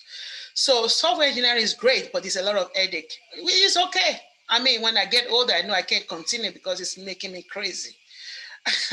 So that's why you see me change. I changed to cybersecurity along the line. But there's no headache in cybersecurity. Exactly. I was actually. It's like you're just learning things. There's no technical programming, nothing. You're just learning things. I was a lead engineer with Noto Grumman, and I was helping with cybersecurity folks. Then I noticed, what? We've been paying the same money, the same kind of salary, and this is what they do. This is easy. And I just changed. Had my master in cybersecurity. People were like, Temi, are you crazy? You have software engineering masters. Now you have cybersecurity master. What are you going to do with all of this? I did, and I just changed to that. So I have all these backgrounds. So what am I saying is that you don't have to have all those backgrounds to do well in tech, but just have to know your career paths and how to go forward with it. So that's why I'm so passionate to guide people into tech. And so that's very important. And just to add, sure. Yeah, go ahead. Please go ahead. Just to add to, I definitely agree. I have 7 years of experience with Symantec in the security space, I would say. So yeah, definitely that's PCI DSS, or if you're going towards governance, risk, and controls, or even in the cloud, if you're doing CASB or any kind of cybersecurity controls or defining them. That's definitely a very interesting field, and there's a lot of certification. So from my experience, for a developer, from a development perspective, I think this is more of a certification-led role, and you really don't need to know a lot of coding to be a really expert coder to actually get into these fields. So this is Security Plus is one way, a very good path, I think, for some people. So I agree with that. Yeah. Thank you so much, Kunal. It's very, very important. Another area that is very cool is data engineering. I found data engineering as very fun for me. When I was a software engineer, I can code in a lot of. I have bachelor's in computer science, so I've been doing science all my life, computer science. So when I noticed data engineering as well, I love to process data. I love to look at SQL. I love to write script. I saw that fun. I just naturally love that because I don't have to start thinking about, okay, this class, then the public, private variables and all of that. I still love that. I still teach JavaScript in universities and all that. But what am I saying is hard to get into those areas. So I always tell people, you don't have to kill yourself getting into software engineering. Come on, how about the area you can get into? Looking back, I've met a lot of folks, most of the folks I've mentored, over 1,000+ engineers, they are more into cybersecurity. They are more into project management. They are more into other areas that are not really coding and scripting. It's okay to go to coding and scripting because you have a lot of bonuses, a lot of opportunity in those areas. But to get in, you can get in other areas that are not coding. You understand? So that's what I always tell people. Like, I have a program coming up on Wednesday this week on the 7th. April 7th. It's all about data engineering. You look into data engineering, you look into Azure Cloud, and also Power BI, which is business intelligence. These are very easy things to get in and be ready. And cloud is also good like cloud, AWS, and Azure, but you can't start fully into cloud, because when you start getting into cloud, especially in architectural and other ways, you notice that you need to have Linux background, because when you have to connect with Linux machine, how do you do it? You don't know the coding, you don't know the script to connect to Linux, but you can do Windows, things like that. So I try to throw these things in a little bit, not to diverse or digress from our topic, but these are important tips that we need to know going forward, especially for people that are getting started. I know I have like maybe 10 or 20 of my students here in the audience. So I need to throw those in too, because they always ask for such things or they get confused with such things. So pardon me if I'm not trying to digress, but I need to mention those things. So those are important tips. I'm also taking her data engineering class with her. As I mentioned, she's my mentor. But you never stop learning. And I'm very, very big on advancing your skills and advancing your career, because you don't know what's going to be the hottest thing, right? I wish I knew that AWS 5-10 years ago. I wish I knew about AWS, so I could have jumped on it faster. As she mentioned, Security Plus is very key. Even as a project manager, I work with a project manager. He's not a cybersecurity subject matter expert per se, but I noticed on his LinkedIn, he also knows Security Plus. He also took Security Plus, right? Even though he's a project coordinator. It helps. It helps to have, because you're going to be working with developers. You're going to be working with other product owners. You're going to be working with other, programmers, and you're going to be working with, the whole team. So you need to be able to understand that lingo, that language, the semantics behind it, the terminology. If you can pick up on the terminology, you can answer some questions on the interview. You can prepare yourself for an interview and maybe talk about firewalls. You can talk about firewalls and, firewall rule or access policy rules. Even though you may not exactly configure those rules and actually implement and configure the settings, but you understand it. You're familiar with it. You can tell them in an interview, you're familiar with these, But if you don't take Security Plus, you don't understand the language. It's not in your vocabulary, right? So that's why it's very important to take Security Plus. If you're going to work for a software company, if you're going to go work for FANG, any software company, any application company, right? Have Security Plus on your resume, because you can understand the terminology. Sometimes they talk in abbreviations, in codes. They abbreviate certain words. You don't want to go there and say, what does API mean? API means Application Program Interface. API can mean something else in different places, but at least you have an idea, right? You can Google things, or you already know it. You don't have to ask questions because you already understand the vocabulary. Okay? My name is Tutu. I'm done speaking. I'm going to call Sanguine or Ritu, whichever one who's ready to speak. Good evening, guys. I'm sorry I joined late. So I might want to drag us back a bit. So where is this still online? Yeah. Someone mentioned something surrounding companies and interviewers asking questions that are beyond scope of probably the job. Yeah, I have experienced something like that before, and I'm glad you talked about it, because that really was everything on that interview day was going fine. All questions I was asked, I answered. Then all of a sudden, the interviewer came up with a question surrounding. He said there are 4 bottles.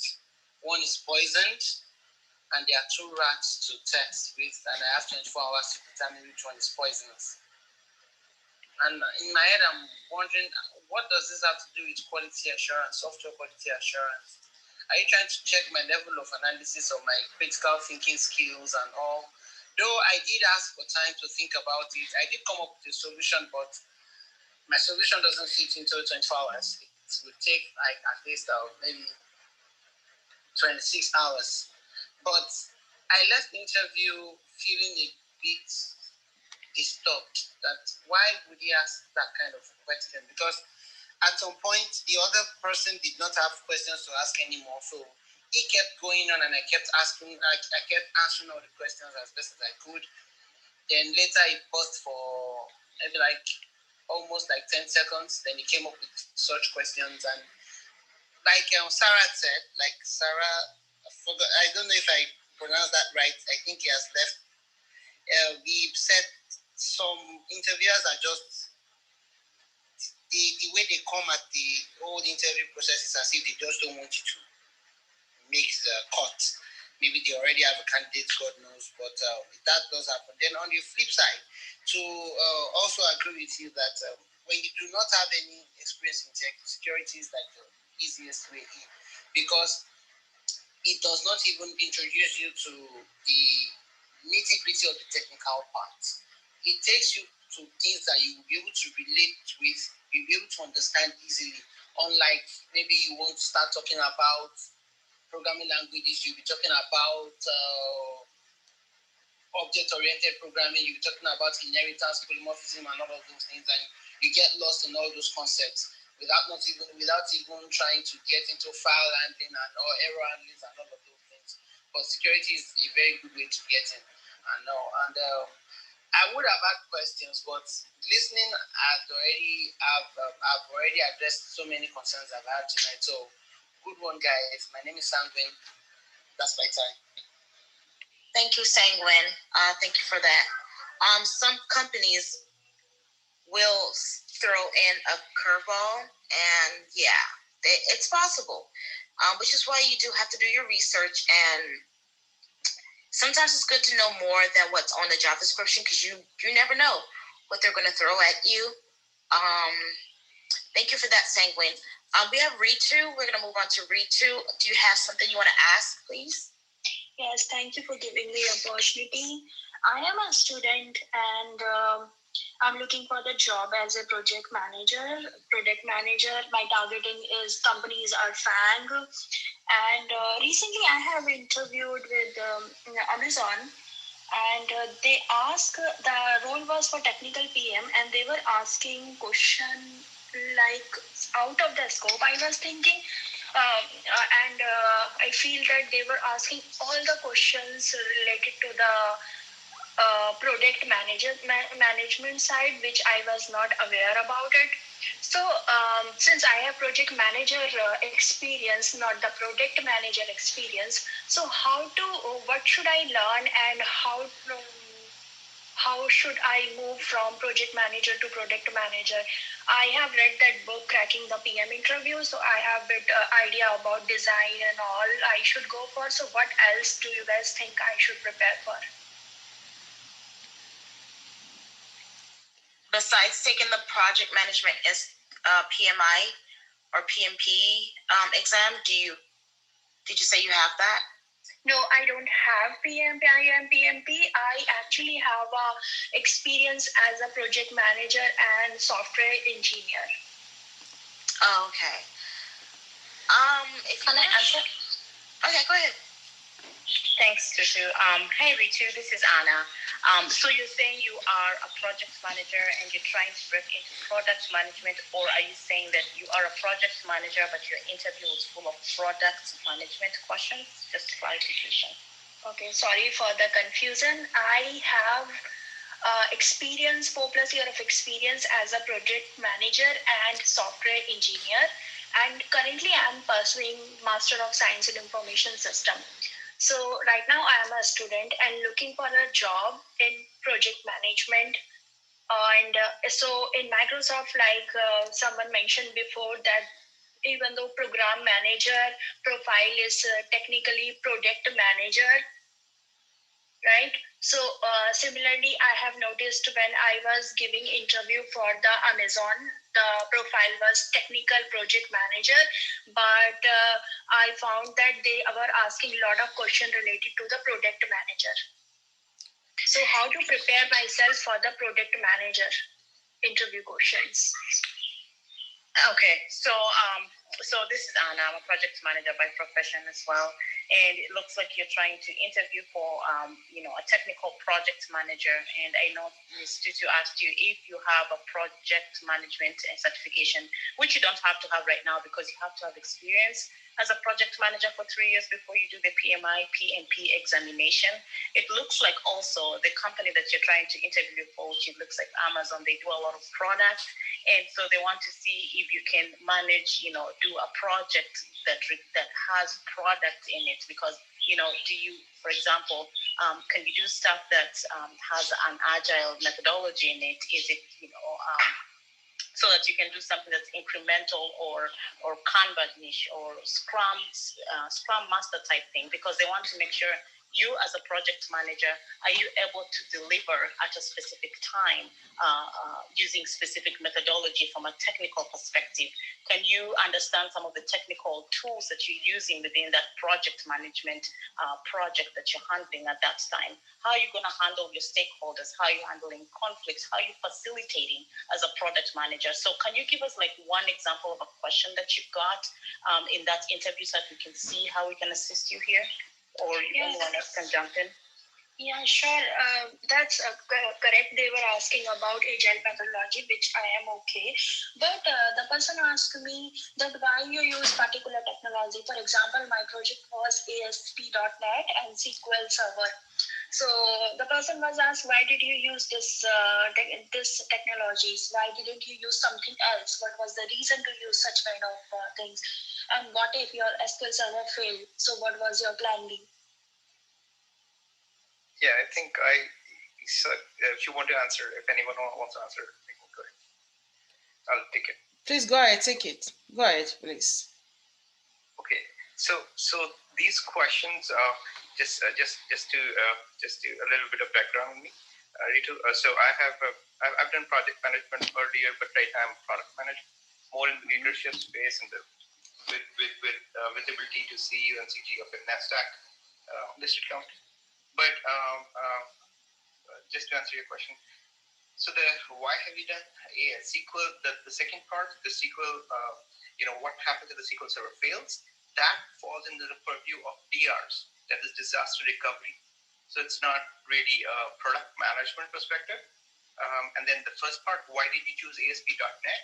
An architect or an engineering leader, manager, that is the person who defines what technology we should use, or nobody defines it because it's been a legacy system.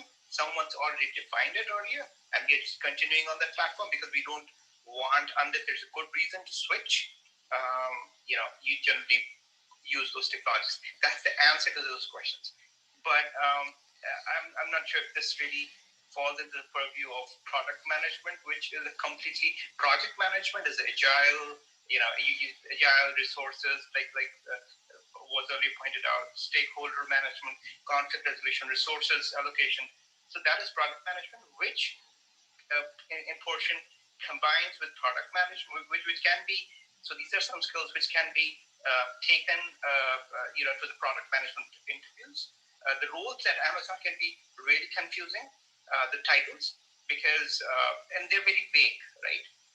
So Amazon is one company which, from my experience, has not, and talking to people, it's not really defined clearly, because their job, the way their mindset, the organization mindset works is we take as many people we can, and then let them stay in the year for 1 year. We observe their performance, and if their performance is, they have this set quota where they get pips, right? So it's a funny company, but I think their approach is we'll let you come in with whatever skills you have, but after you're in, we'll start evaluating you.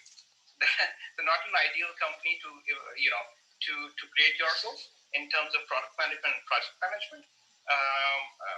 But if you want to move towards product management, do take your skills, which is Agile, Kanban, or you know a little bit about combination of waterfall. That's good too. Or safe SAFE frameworks. That's good as well. And apply those to product. Product has other things also. Product does not clearly defining project is management of resources, and the project budget and project allocation. So all those things are in project. In a product, you have totally different things. Like you do not manage people, you manage products, right? So you define things by your success values, by the metrics that you've achieved. Your goal is to get buy-ins from stakeholders, executive leadership. Your goal is to interface with accounting, legal, and all other departments, marketing departments. If you're more towards the marketing side, it's an interface between, I would say, it's marketing and then technology, and then in the middle you have this product space. So it's kind of and you do not have any courses. You do not have any. Nobody has a background in product management. It's just a path that you take because of your exposure and your experience. So nobody can say, there's of course few courses you can take, but there's not a degree by course that you can't go to MIT or Stanford and say, I want to do masters in product management. There's no degree like that, right?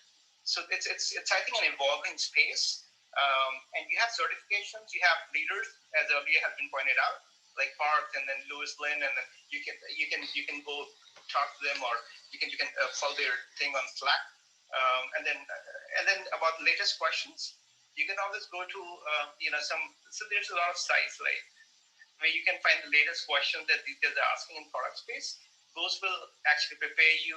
So the simple how to, and someone's I think earlier pointed out like tracking the PM interview, and you've already gone through that. But then what are the questions that they're asking? Like Google loves asking questions about the blind. How blind people if you were to build a refrigerator for a blind, how would you go about doing that? So these are they just love doing that in interviews, and those are recent questions that they've asked in the past month. So there are sites where people anonymously, because this is not anonymously, upload questions, and you can go and read through them, and you get an answer of the system design, what questions they will be asking, and then product design, and then product sense. Facebook asks a lot of product sense questions, nothing but design questions, and then product metrics, estimations, these questions. And then you don't have to do circles framework or any specific framework. You can make your own framework. You actually are not supposed to code the framework. You can build your own. Think about the project that you have worked on. Think about what you have, what you basically walk through the framework, and think about what you have done, and then you can walk you through it. The current skills that you already have are agile and Kanban and sprint allocations.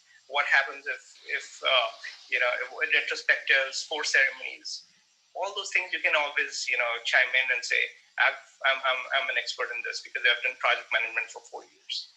So plus I'm also good with products. So because of XYZ, I have a good product sense and blah blah blah. So I think these things would actually make you a very good candidate for product management. But that's just my take.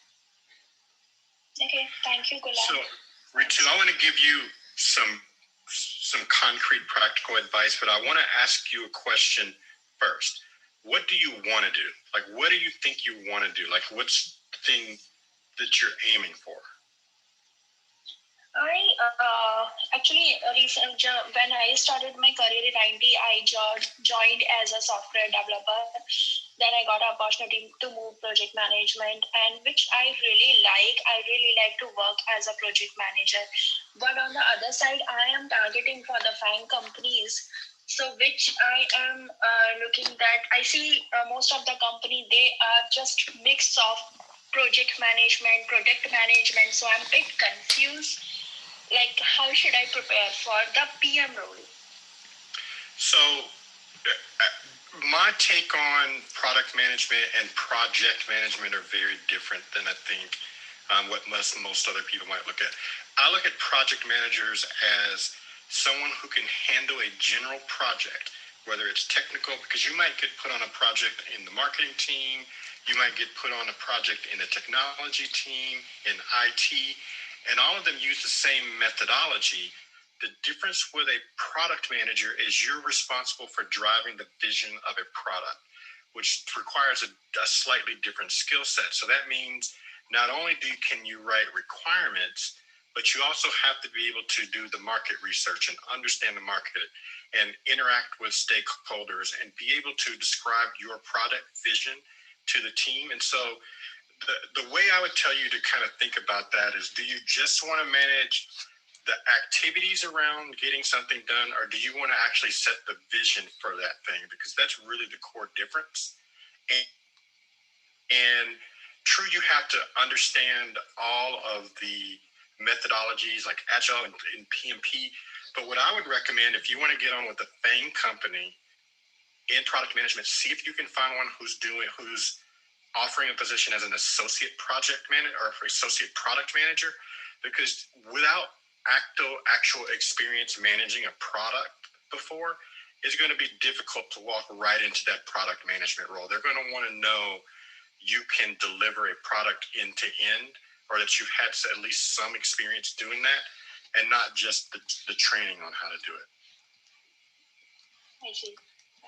Thanks for your input, Kelsey. Hi. So Rita, also I wanted to say that if looking at your bio or your major, I mean, it seems like you already have the background in cybersecurity. But then you're saying that you also have experience as a software engineer for 4 years or something. People are going to be like, you're all in different places. You're in the software technology.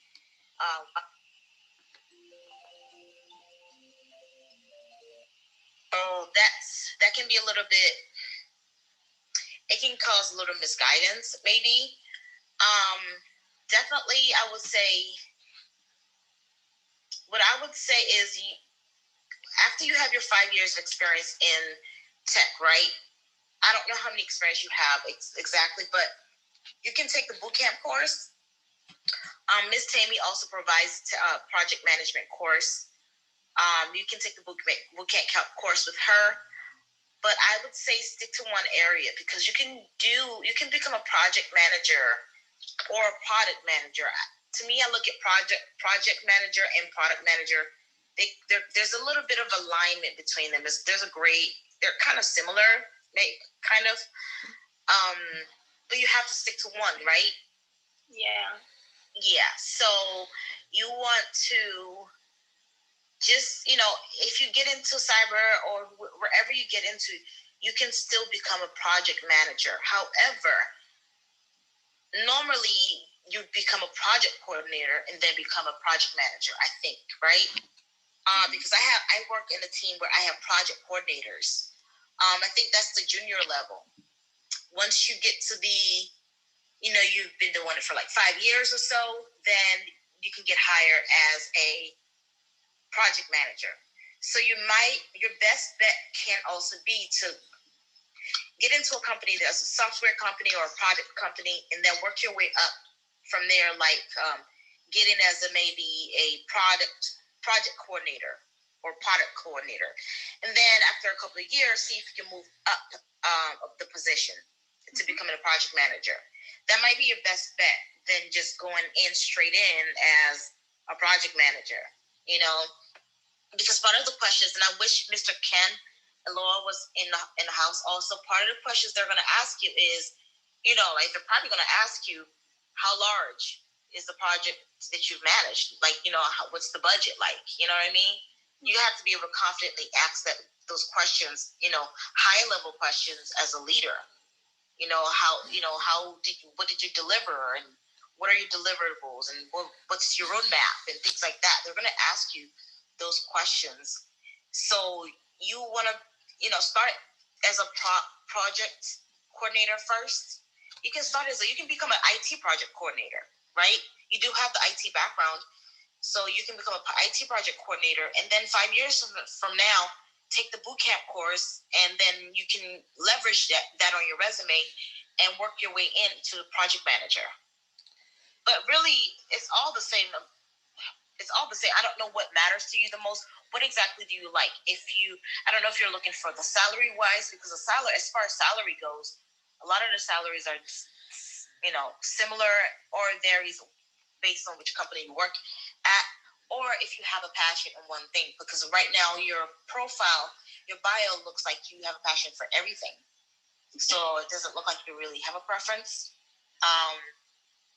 Actually, I sorry for this lot of confusions. Yeah, actually, I worked with the startup company, so I definitely wear many hats over there.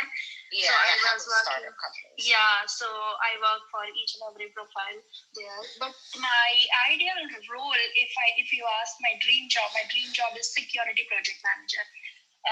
In company like if I specifically say I'm targeting Microsoft for this security project manager, but in Microsoft as a security project manager, they don't have this exact profile project manager. They have security program manager specifically. So is your goal to eventually work at Microsoft? Yes. Okay.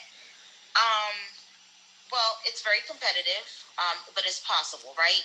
So right now you want to get your experience from your startup, okay? I think a lot of FANG companies, including even Microsoft, they probably favor a lot of people that work at startup companies, you know? So try to get your experience first as like a project manager from your company that you're working at right now, right? You're working at a startup company right now, right? No, now I am not working. I am a student right now. Oh, you're a student, okay. They also look at portfolios. They want to know if you've been on GitHub and creating projects. So if you have a blog, a website, or GitHub or hackathon or something, right, that you've been working on, like a project on the side, like freelance work, you want to note that and put that website on your application for Microsoft. Because, these are competitive companies. So you want to work on your portfolio. They're probably going to ask you, what have you worked on? Like, which projects have you led? How large was the project? Was the budget like? What were your roadmaps? How did you, deliver the quality of service with your clients? They're going to ask you these questions. So as a student, see if you can have internship, right? And maybe if you're trying to intern at T-Mobile, right? Yeah. See if you can intern at T-Mobile as a project coordinator, and then use that as experience to eventually work for Microsoft. Yeah, let me add something here. Sorry. Yeah. So one of the moderators gave a book that you can look into. It's called Cracking the Product Management Interviews with the FANG Company. So cracking the product management interviews, that might help you because I think someone mentioned it and some people attest to the fact that they've used it before. So if you want to work for the FANG companies, yeah, you might want to look into that because, the FANG company like Facebook, Amazon, Microsoft, and all of those companies, LinkedIn, Google, YouTube, they have products and they want people that can manage their products. So a product manager in their sense is also a project manager, but it's in a different way. So if you want to get into those companies ultimately, even though you're a student right now, you can get that book and prep yourself towards it because that's your goal, to work for them. So that doesn't hurt. You can do that. So I hope we have been able to answer your questions. And if you have other questions, you can always come back. We're always on Fridays and on Sunday. Fridays at 6 p.m. and Sunday at 4 p.m. So thank you so much for joining us. I want to go to Saeed. Saeed, have a question. Can you please ask your question? Thank you. My name is Saeed. Hi, I'm from Jordan. I'm sorry if my language is not very good as your language. Okay, so I have multiple questions. If you could answer me, which is not in the specific this room really, but maybe you could answer me. First, I'm from Jordan, mechatronics engineering, fresh graduation, and I'm looking for a good internship, and can I study out from my country, software engineering or something like that, like internship or this, and should I study or continue to work from this age, 24, or should I go to look for any jobs and continue from it and build myself, then study? Or should I start learning now things more? Because I'm learning Python and HTML and CSS, and I know that analysis, but what is the word is really need right now? And thank you. Oh shoot! What did I press? Oh my goodness!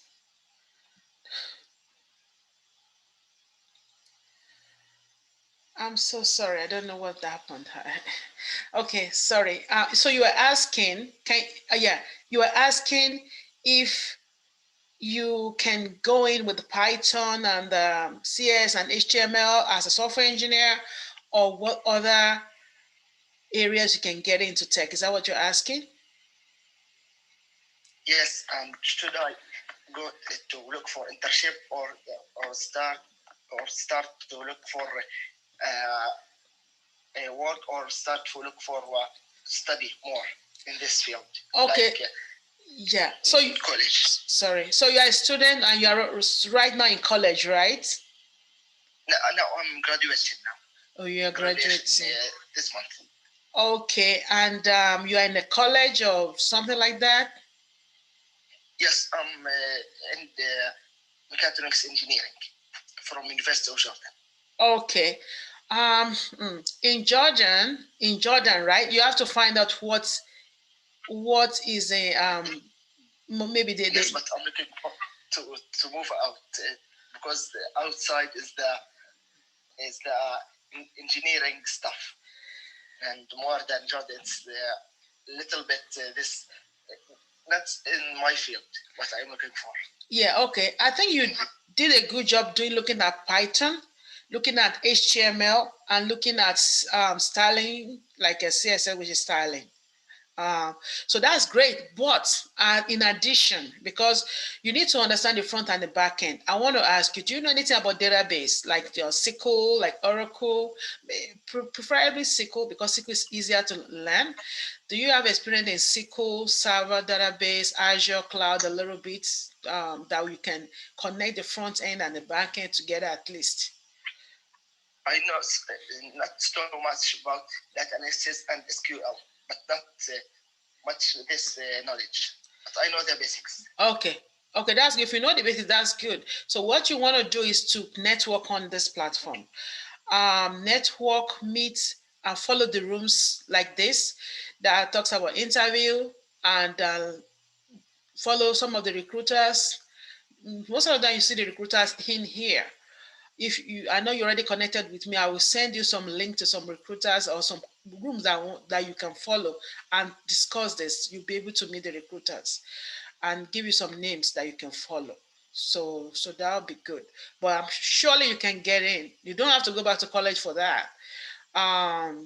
Just continue to practice. Make sure you have a profile on GitHub because you more into software engineering. Make sure you have products you will practice and showcase the product on LinkedIn. Showcase your products in any way you can showcase it, and make sure you put it on your resume. And make sure you know exactly what you want now, so that you can, whenever you see anyone, the recruiters and stuff like that, you can shoot your shot and tell them, okay, this is exactly what I'm doing and this is what I want, so that they can help you. You cannot be all over the place. You strongly need to practice more so that you can have projects and products you've developed, and you can showcase them easily to anyone. And I think software engineering, not even I think, software engineering is hot. They probably can even give you, if you don't have your work permit, if you are very good, they can actually sponsor you, even though it's not a lot, but they're a company that does that. So I think Kristen also have a contribution. Yeah, and please correct me if I'm pronouncing your name incorrectly. Is it Syed? Syed, yes. Syed. So as I look at your profile, I'm not sure if geography is a factor, but you don't have your LinkedIn up, so my assumption is LinkedIn may not be a major tool. When I look at your profile, though, it says, "Am I looking for that you're looking for an engineering internship?" But when I heard you speak, it sounds like you have the opportunity to work or to go back to school, and it sounds like the basis of your question was, what is the, what's the cost, right? Like, can I work now, or do I make more money if I continue with my education? So I think there are some factors that, you'll probably have to think about. My thought is if you have the ability to work now, or if you can at least interview, you can get, you can see what that offer looks like, and then figure out, hey, if I'm getting this money and I'm not excited about the career track, if I'm not excited about the company and what it's going to pay me for salary, you might have more of an opportunity cost by continuing your education. So just from what I'm seeing and what I'm hearing, it sounds almost like you've got some options. And I would just say, explore the options. You can apply for a job and not take it, right? So if you have the opportunity to work at a company, you can, if you're not sure what the salary would be or what the culture would be like, you could always apply. And then if you don't like the offer, or, if it seems that, hey, I thought it would be this type of opportunity with my education, seems like I can't get the role I want, that might make continuing your education more attractive. So let me know if happy to keep talking if I've missed the target, but it sounds like you've got some options. And I would just say, if you play out and explore those options a little more, I think you'll get more data that will help you kind of decide where you want to go. This is Chris from Boston. I'm done speaking. Yes, thank you. This is why I'm here in this room, because I not decided what is the best for me. I want to ask someone who get knowledge and know the world and know what's best for the students in this new area with the coronavirus and all of this, because I'm new graduation. I don't have a real plan yet, and thank you.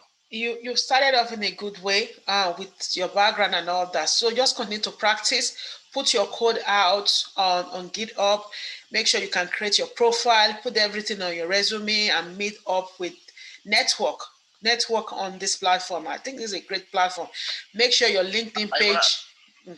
Something, but should I put all small projects in the GitHub, because I think it's not big project. It doesn't matter. Ridiculous, Wherever you can showcase, put it there. It doesn't matter if it's teeny tiny.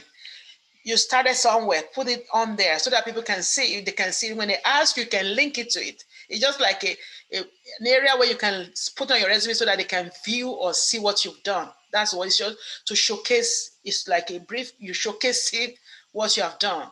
Make sure you have your LinkedIn set up. LinkedIn is very important, and make sure it's matching your resume.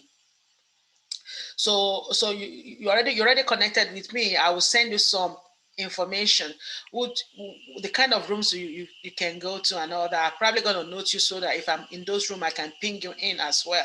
I love to help. And also in these rooms, we have these rooms on Fridays, 6 p.m. Eastern time, and on Sundays, 4 p.m. Eastern time. If you can come early, you get to meet a lot of, this room was full today. You get to meet a lot of recruiters, a lot of people from different companies, like all these fan companies. They left already because we always end this room at 6. So if you can come in early, you get to meet all of them and connect with them. They can help you to get into their companies. So I really advise you to do that. So thank you so much for joining us. Thank you so much for this room and these answers. It really helped me. I will contact with you. Thank you so much. You're welcome. I'm done. Thank you for coming. So I really appreciate everyone for joining us today. Wow, this room was on fire. I really thank you so much. This is so priceless. I appreciate you joining.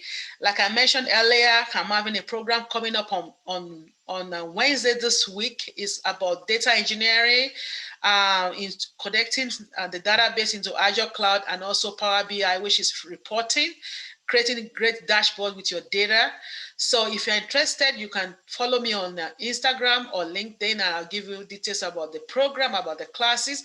Those are very hot topics and hot, roles that are out there. these days, and you need to jump on board with such things. So I thank you all for joining me. We are going to close the room down. I really wish you all a wonderful week and a wonderful Easter, and stay blessed and stay safe. See you all soon.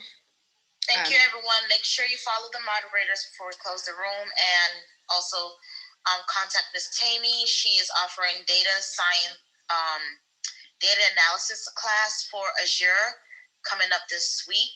Make sure you connect with her. She's a mentor. If you need a career change into cybersecurity or tech, she can mentor you and guide you into the right training program and assist you. Okay, make sure you take a screenshot of her program and contact her, call her, and email her. Connect with her. Thank you, everyone. Have a great weekend and happy Easter. Bye, everyone. Thank you and stay safe. Thank you. Bye. Bye. Bye. Bye, Anna. Bye, CM2, C2M Christine, and Swati. Thank you all so much. And Miss Toots. God bless you all. Bye-bye. Bye, everyone.